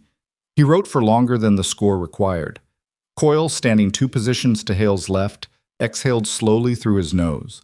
It was the same sound he'd made when Polk called the confirmed hit at 4,200 meters. Not defeat, not entirely, but the sound of a revision happening in real time. Merritt said, very quietly, to no one in particular, she knew where the targets were going to be. Hale said nothing. Duran, beside Merritt, shook his head slightly. She watched us, mapped the positions while we were running, then she shot the map instead of reacting to the appearances. That's not the test, Merritt said. That's exactly the test, Duran said. The test is, can you engage effectively under time pressure? She engaged effectively under time pressure. How she built the solution is not the criterion. Merritt didn't respond. He looked at the South Range terrain for a moment, then looked at the ground. Cross walked to Voss.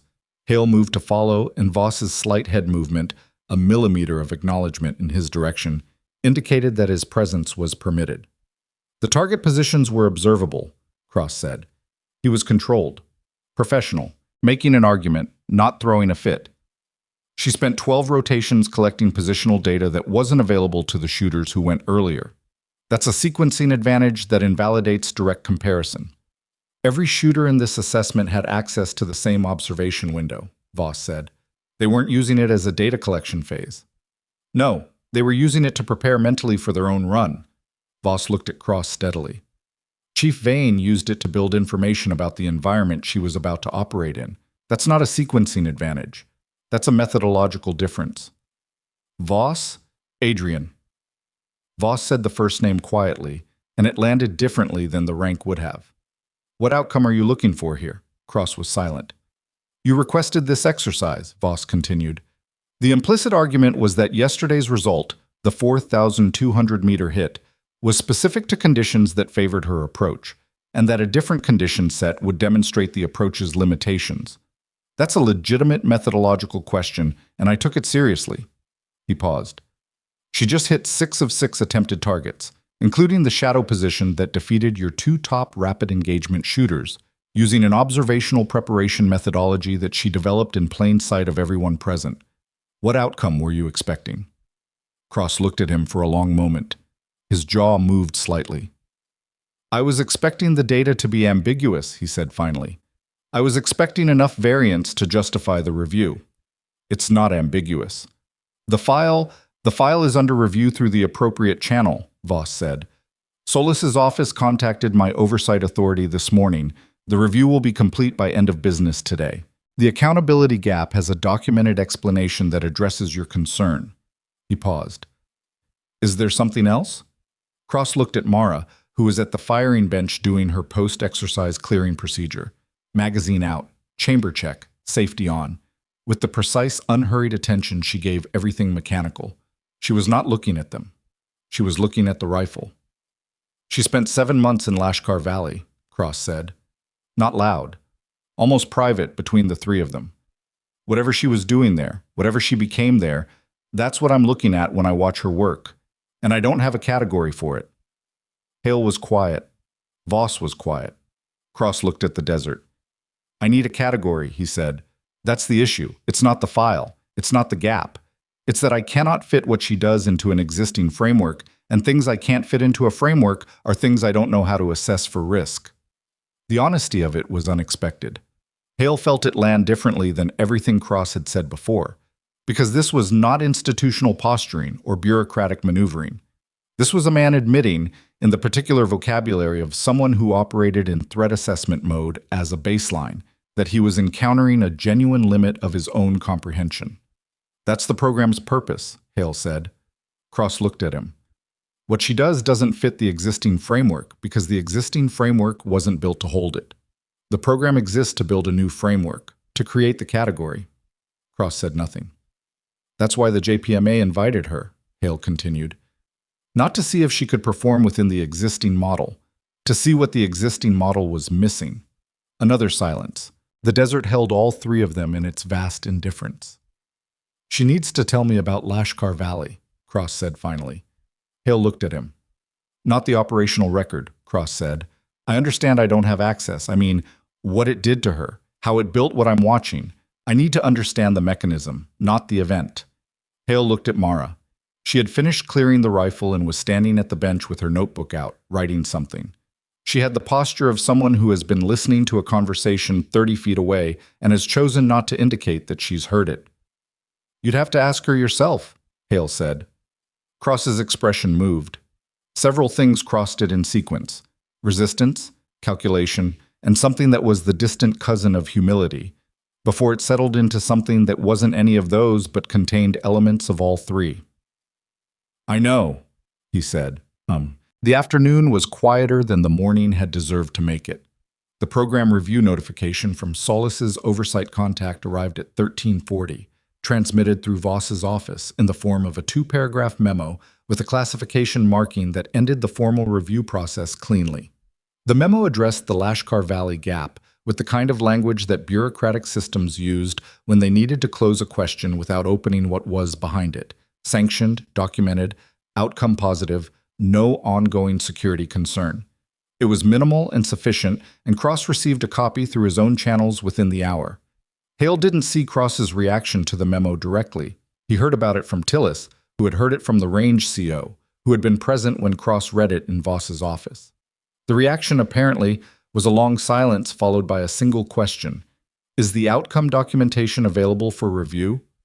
And when the answer was no, Cross had nodded once and said nothing further. That was something. Not much, but something.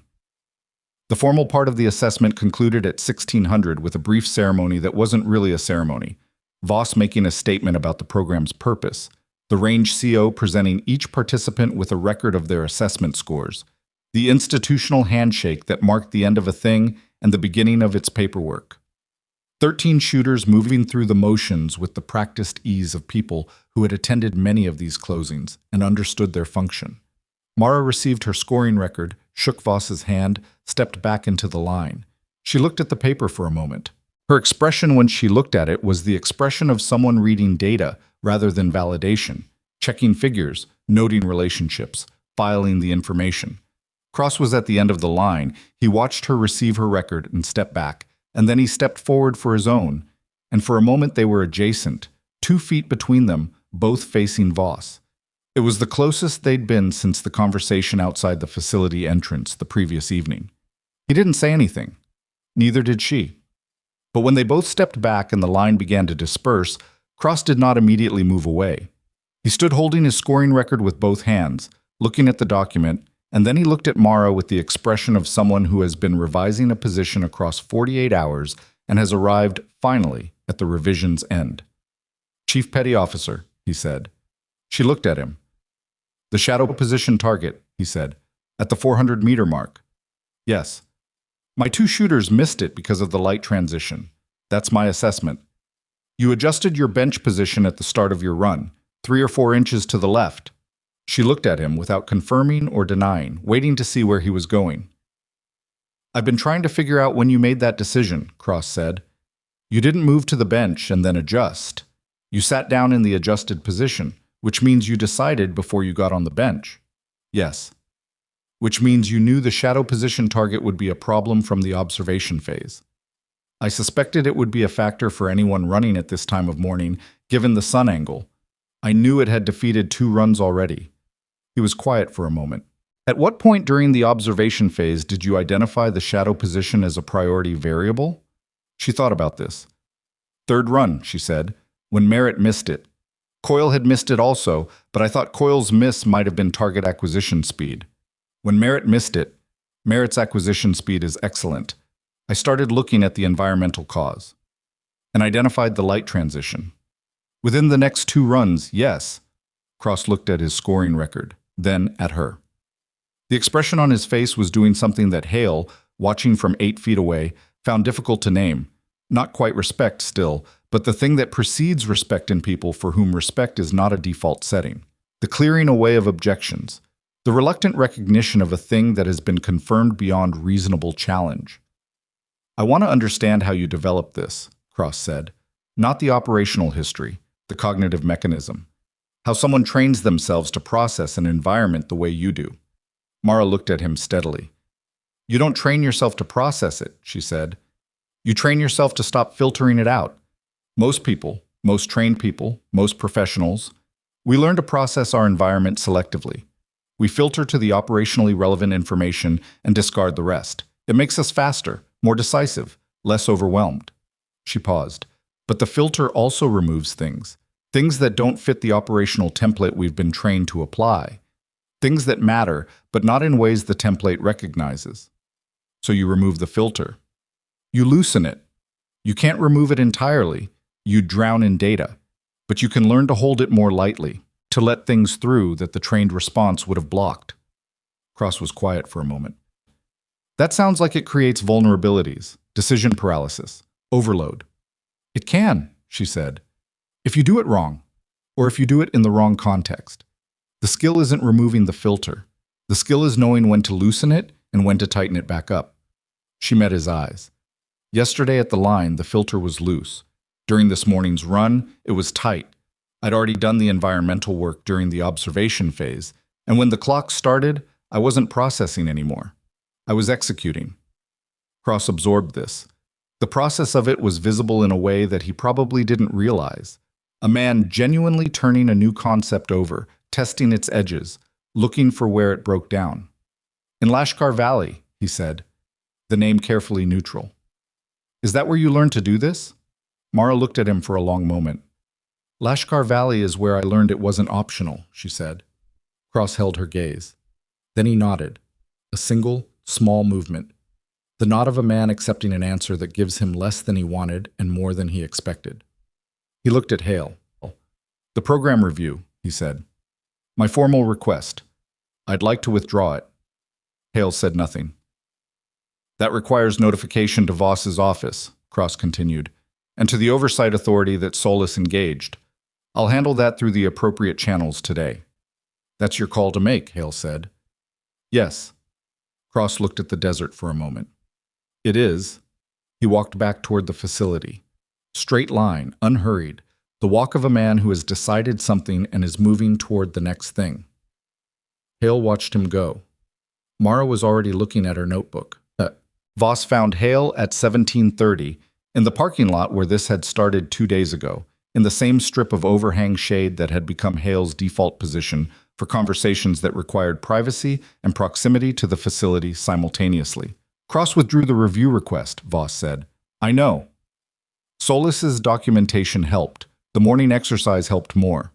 Voss stood with his hands in his pockets, an unusually informal posture for him, which meant the formal part of today was done. Cross is not a dishonest person. He's a person who needs evidence. He got evidence. He also needs frameworks, Hale said. He said as much. He can't evaluate risk on something he can't categorize. Which is why the program needs to produce the framework, Voss said. Not just the results, the documentation, the methodology made explicit, the reproducible elements identified and named. He paused. I want to talk to you about next steps. I thought you might. The program has produced 2 days of data that I cannot explain using the existing assessment literature. The 4,200-meter shot, the rapid engagement scores, the terrain analysis work, the wind reading exercise. Voss looked at him. All of it points to a coherent capability set that we have no established protocol for developing or evaluating, which means the program's next phase needs to produce that protocol. Mara can help build it, Hale said. That's the point. The point was never just the assessment. The point was whether the capability was real and whether it was teachable. Is it teachable? The discipline is. The observation habits, the willingness to loosen the filter. He thought about how Mara had said it. Whether someone develops what she has at the level she has it, that probably depends on the individual. But the baseline capacity, the environmental awareness, the real-time terrain reading, that can be trained. We just haven't had a model for how to train it. Now we have one, Voss said. If she's willing. Voss looked at him. You think she might not be? Hale considered the question honestly. She's been doing this alone for a long time, he said, in environments that didn't have a framework for what she was. She's learned to carry it as a private thing. He paused. Becoming the model, the person others are trained to emulate, is a different kind of exposure. It has costs. Everything has costs, Voss said. Yes. Hale looked at the desert. She knows that better than most. Voss was quiet for a moment. The late afternoon light was doing its usual work on the landscape, pulling it toward something that didn't match what it had been at noon. I'd like to offer her a formal role in the program's next phase, Voss said. Curriculum development, assessment design. She'd be the methodological lead for the environmental cognition component. That's a significant offer. It's a significant capability. He paused. She hit a shot that 13 elite operators couldn't make, in conditions that 3 separate computational models declared essentially non-solvable. Then she mapped a target array from passive observation and posted a perfect hit ratio in a rapid engagement exercise designed to defeat her approach. He turned to Hale. I'm not in the habit of underusing assets like that. Hale nodded slowly. Tell her yourself, he said. Tonight, if you can, before she starts processing a reason to say no. Voss's expression moved, the ghost of something that, on a less controlled man, would have been a smile. Noted, he said. Deck. She was on the observation deck again when Voss found her, in the same position as the previous evening. Legs over the railing, desert dropping away below, the sky going through its nightly transformation from brutal to something else. Hale watched from the parking lot, too far to hear. He could see the conversation, Voss's posture and Mara's, the particular geometry of an offer being made and received. He could see Mara look at Voss for a long time when he finished speaking, the stillness of someone processing something important rather than something easy. He could see the moment she decided. She swung her legs back over the railing and stood up on the deck and said something, and Voss nodded once, and she looked out at the desert for a moment before she nodded in return. Not enthusiastically, not with the visible relief of someone who has been waiting for this. Just the nod of a person who has been offered a thing that is right for reasons she understands clearly and has decided to accept it because declining it would be a waste, and waste was something she didn't do. Hale put his coffee down on the hood of the rental car. In 2 days, Raven Rock Desert Range had produced something that nobody had designed it to produce. Not just the shot, though the shot was real and documented and would be cited in program reports for years. What it had produced was the beginning of a language, a set of terms for a capability that had existed without terms, a framework for something that had only been visible, until now, in its results.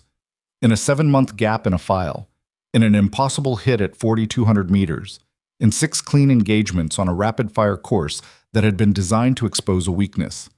The weakness hadn't appeared. What had appeared instead was something that Cross had correctly identified as operating outside the existing category system. And that was exactly the point. You couldn't build a new category from inside the old ones. You had to stand somewhere outside them and describe what you were looking at. Mara Veyne had been standing outside them her entire career. The difference now was that someone had finally thought to hand her a pen. The drive back to Reno took 90 minutes on a highway that ran through the kind of empty that people who grew up in cities never fully believed in until they saw it. No towns, no signs of habitation, just the highway cutting through basin and range country in a straight line that the terrain didn't seem to care about in either direction. Mara drove.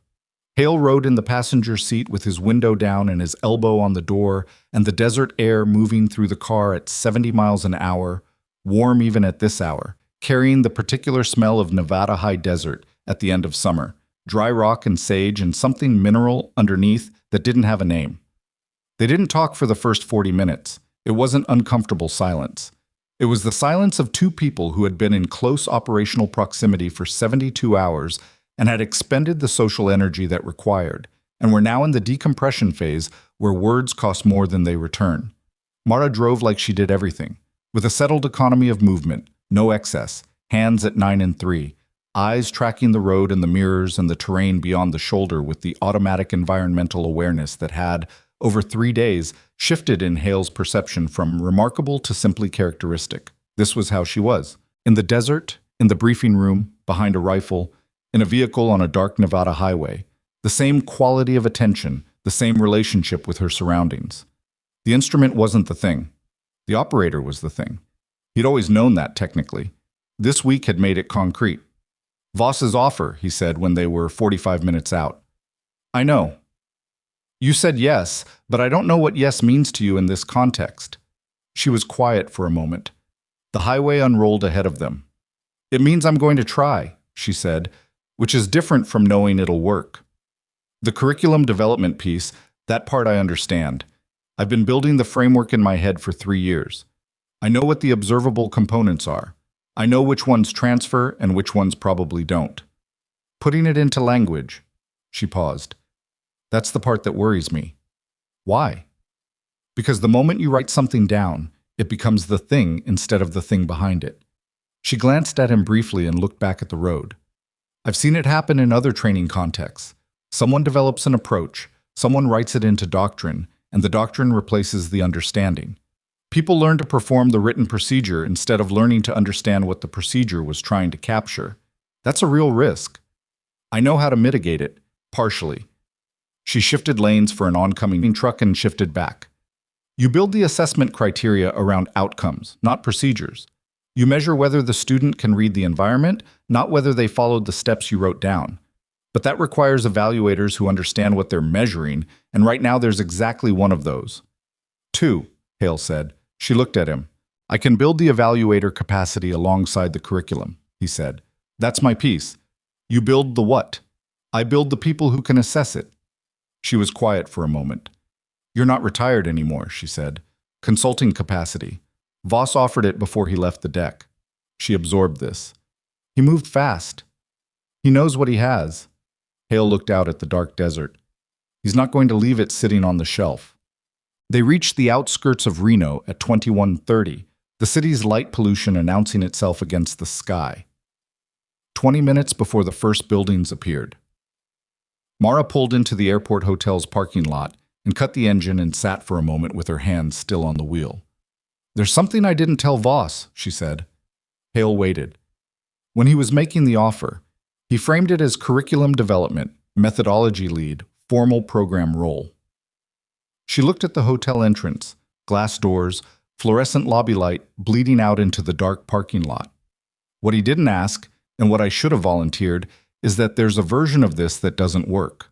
A version where the program becomes what programs become when they get institutionalized, where the framework becomes rigid, where the assessment becomes a gate rather than a lens, where the methodology gets used to select people instead of develop them. That's a legitimate concern. If the program turns into a filter, if it becomes a way to identify people who already have the capability and credential them, then we've built something useful but not something transformative. The real value is in people who don't know they have this yet, people who have the capacity but nobody's ever pointed them in the right direction. Hale looked at her. You're describing yourself. Before the program. She looked at her hands on the wheel. I'm describing most of the people who will never get a slot at JPMA because their file looks wrong or their unit didn't nominate them or they're in the wrong billet at the wrong time. She paused. The shot at 4,200 meters doesn't mean anything if the program it generates only reaches people who are already standing on the firing line. This was the clearest she had been, across all of it, about what she actually wanted. Not the assessment slot, not the confirmed hit, not the institutional recognition. What she wanted was the downstream consequence, the version of this that reached further than she could see from where she was standing. Tell Voss that, Hale said. I will. Not in a meeting, not in a memo. Tell him directly. The way you just told me. She looked at him. You think he'll hear it? I think Voss is a man who responds to direct communication from people who know what they're talking about. He held her gaze. You know what you're talking about. She was quiet for a moment. I'm not good at this part, she said. The admission came out without performance, just a fact. stated plainly, from someone who had spent enough time being honest that pretending otherwise didn't occur to her as an option. The institutional part. The rooms where you explain yourself and make the case and manage the politics of it. You did all right with Cross. Cross came to me. I didn't go to him. And when he came to you, you spoke plainly, and he heard you. That's the same skill. Hale opened the car door. The Nevada night came in, still warm, carrying that sage and mineral smell. The work is the same. The environment is different. Read the environment. She looked at him for a moment, then she got out of the car. 6 weeks later, Mara Veyne walked into a conference room at a facility in Virginia that she'd been to once before, for a very different reason, and sat down across a table from 4 people who held, collectively, more authority over the program's future than anyone else in the chain. Voss was there. Solis was there. A 2-star admiral named Garrett, who ran Naval Special Warfare's training and readiness function, was there.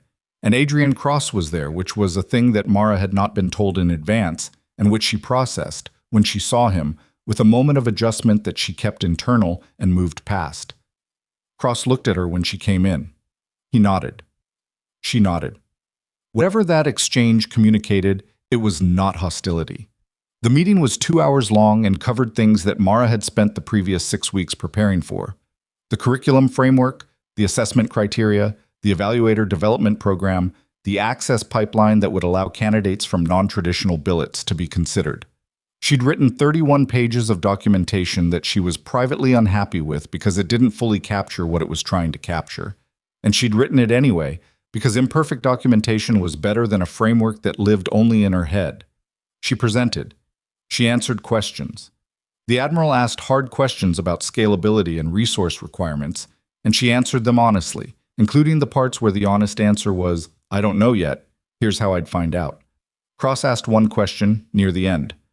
"The access pipeline," he said. "You're proposing that candidates can be nominated from any billet, any branch, any career stage, not just senior operators with existing marksmanship credentials." Yes, that significantly expands the pool. It also significantly expands the evaluation burden. Yes. What's your argument for accepting that burden? Mara looked at him. The people who have the capability I'm trying to develop are not disproportionately concentrated in the positions that currently generate JPMA nominees, she said. If we restrict access to people who already look like elite operators, we will find elite operators who have the capacity. We will miss everyone else who has it. The shot at 4,200 meters wasn't made by someone on the standard nomination list. It was made by someone who got a slot through a back channel because one person thought to ask. She paused. We should build a front channel. Cross was quiet for a moment. Who decides what the front channel looks like, he said. We do, she said. In this room, over the next 6 months. He looked at her. Including me? If you want to be included. Another silence. The kind that rooms hold when something is being decided rather than discussed. Yes, Cross said. I want to be included. Garrett looked between them with the expression of a man who has been briefed on the history and is watching it resolve in real time. All right, Garrett said, let's talk about what the front channel looks like. The first cohort of the Environmental Cognition Assessment Program ran 11 months after the JPMA. 8 candidates, drawn from 4 branches. From billets ranging from a SEAL sniper with 12 years in Nice-Savas to a 24-year-old Army signals specialist from a conventional unit who had been nominated by a warrant officer who'd watched her navigate a communications blackout in a jungle environment by reading weather patterns that no one else in the element had noticed. Mara ran the first week herself, not as an instructor standing at the front of a classroom delivering material. As an observer, sitting in the back of every session, watching the candidates interact with the environment problems she'd designed, taking notes in the same battered notebook that had been on the firing bench at Raven Rock. She was looking for the thing that she couldn't teach, the thing that was already there, waiting for someone to point it out. In 3 of the 8 candidates, she found clear evidence of it within the first 2 days. In 2 others, she found something that wasn't the same thing but was adjacent, a related capacity that the program hadn't been designed for, but that she made a note about. In the remaining 3, she found solid technical competence, good observational discipline, the kind of professional excellence that the existing training infrastructure was very good at producing. All of it was useful. Not all of it was what she was looking for. On the fourth day, during a terrain observation exercise in a forested section of the facility's evaluation range, she watched the signals specialist. Her name was Patel, Candidate Patel in program terminology, small and quiet in a way that reminded Mara of something she didn't fully examine. Stand at the edge of a tree line for 7 minutes without moving, watching a stretch of mixed terrain that the exercise asked her to evaluate for approach routes and concealment positions. 7 minutes was longer than any other candidate had stood before moving. When Patel finally produced her evaluation, she had correctly identified all 4 designated positions and had annotated her assessment with observations about the micro-weather patterns in the tree line that nobody had asked for and that were, in Mara's assessment, accurate. Mara found her during the afternoon break. "The weather annotations," Mara said, "in your terrain evaluation." Patel looked at her with the particular wariness of a junior candidate being approached by program leadership. Was that outside the scope of the assessment? It was outside the assessment criteria. It was not outside the scope. Mara looked at her. "How long have you been doing that?" "Doing what?" "Reading micro-weather, connecting atmospheric patterns to terrain features." Patel was quiet for a moment. "Since I was a kid," she said finally. "Growing up in the Gujarat coast, my grandfather was a fisherman. He couldn't afford instruments. He taught me to read the water and the sky and the land together." She paused. "I didn't think it was relevant to the assessment." "It's the most relevant thing you've shown me in 4 days," Mara said. Patel looked at her. "Keep annotating," Mara said. "Everything you notice. Don't filter it for relevance. Let me see everything that comes through." She walked away before Patel could respond, because the response wasn't the point. The point was the instruction, and Patel would either follow it or she wouldn't, and if she followed it, Mara would see what was behind the filter. That evening, she wrote in her notebook for 2 hours. Not assessment notes, not curriculum documentation. Something more like a letter that wasn't addressed to anyone, in the style of someone working something out on paper, because the alternative was working it out in her head, which was slower and less honest. What she wrote was this: "The program works when it finds what is already there. The program fails when it tries to install what isn't. The job is not to create capacity. The job is to remove whatever is blocking the capacity from operating." She crossed out the capacity. She wrote the person. What? Hale came to the facility on the program's final evaluation day.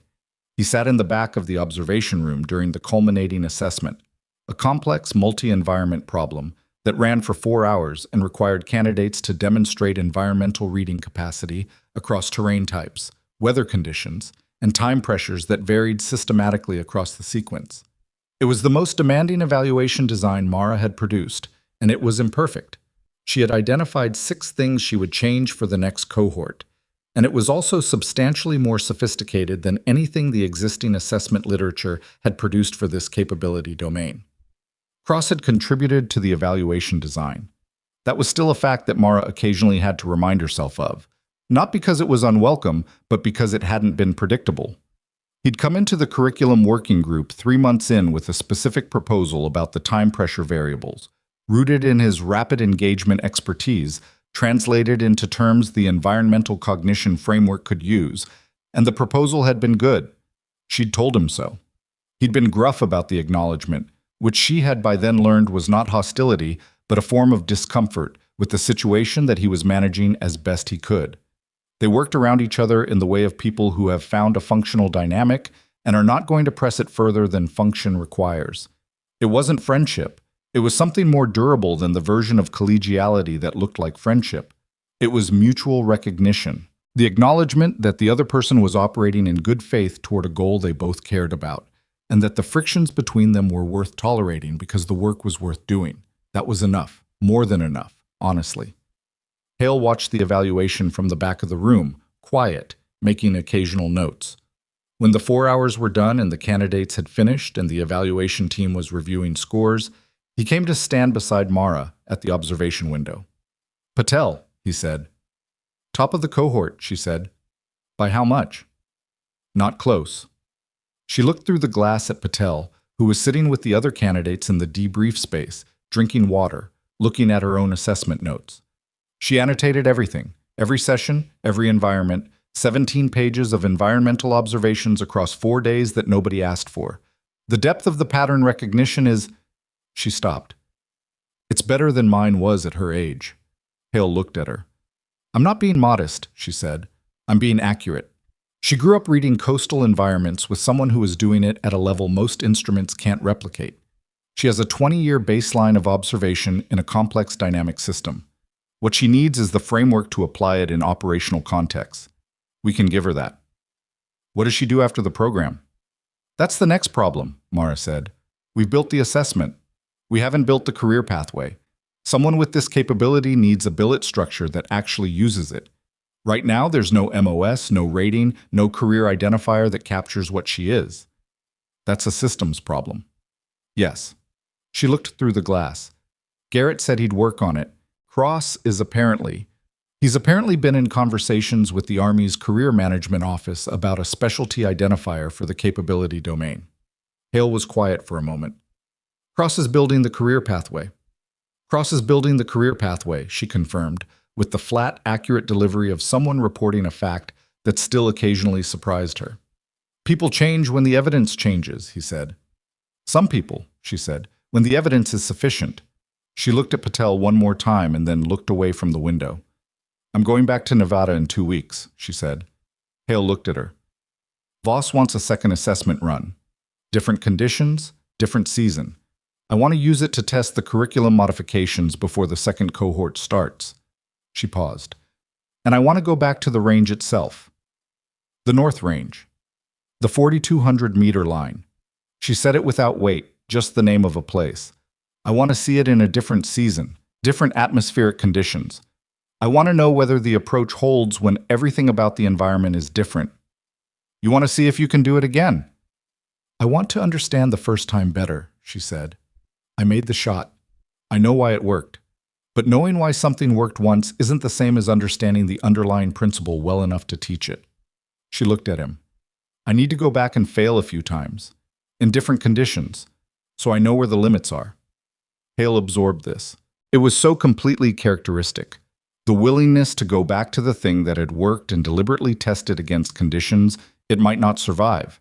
Not because she was masochistic, but because she understood that one success was a data point, not a principle, and she was building something that needed to be a principle. I'll come, he said. I didn't ask. I know. She looked at him for a moment. Then she looked back through the observation window at the candidates filing out of the debrief space, moving into whatever came next. The thing that I keep coming back to, she said, is that none of this was designed. The JPMA slot, the shot, the program review, Cross, Voss's offer. None of it was a plan. It was a series of things that happened, and the outcome depended on every piece of it landing a certain way. That's how most things work, Hale said. It's a fragile basis for something that's supposed to be institutional. So you make it less fragile. That's what the next cohort is for, and the one after that? He looked at her. You spent 3 years being the only person who could do what you do.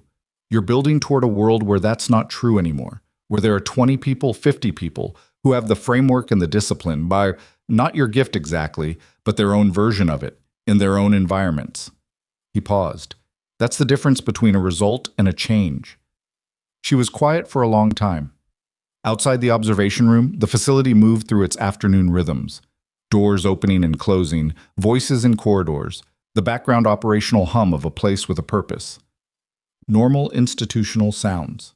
The sounds of work continuing. The candidate from the signals unit, Mara said finally. Patel. Yes. When I told her to keep annotating, to not filter for relevance. She looked at the now empty debrief space through the glass. She looked at me like I'd said something she'd been waiting to hear her whole career. She paused. I had the same expression, apparently, when you first told me the program was real, that there was a name for it. Hale told me I looked like I'd been handed a flashlight in a room I'd been navigating by feel for 10 years, he said. She turned to look at him. Did he say that? No, Hale said. I just made that up. But it seemed accurate. She almost laughed. Not quite, but close enough that it changed the quality of her face entirely for a moment, made her look younger, less armored, the version of herself that existed before she'd learned to hold the armor as a default. It's accurate, she said. The steel target, at the 4,200-meter line at Raven Rock Desert Range was replaced with a fresh one 6 weeks after the JPMA assessment because the original had been struck and the program's documentation protocols required a clean target for subsequent assessments. The original steel plate was not discarded.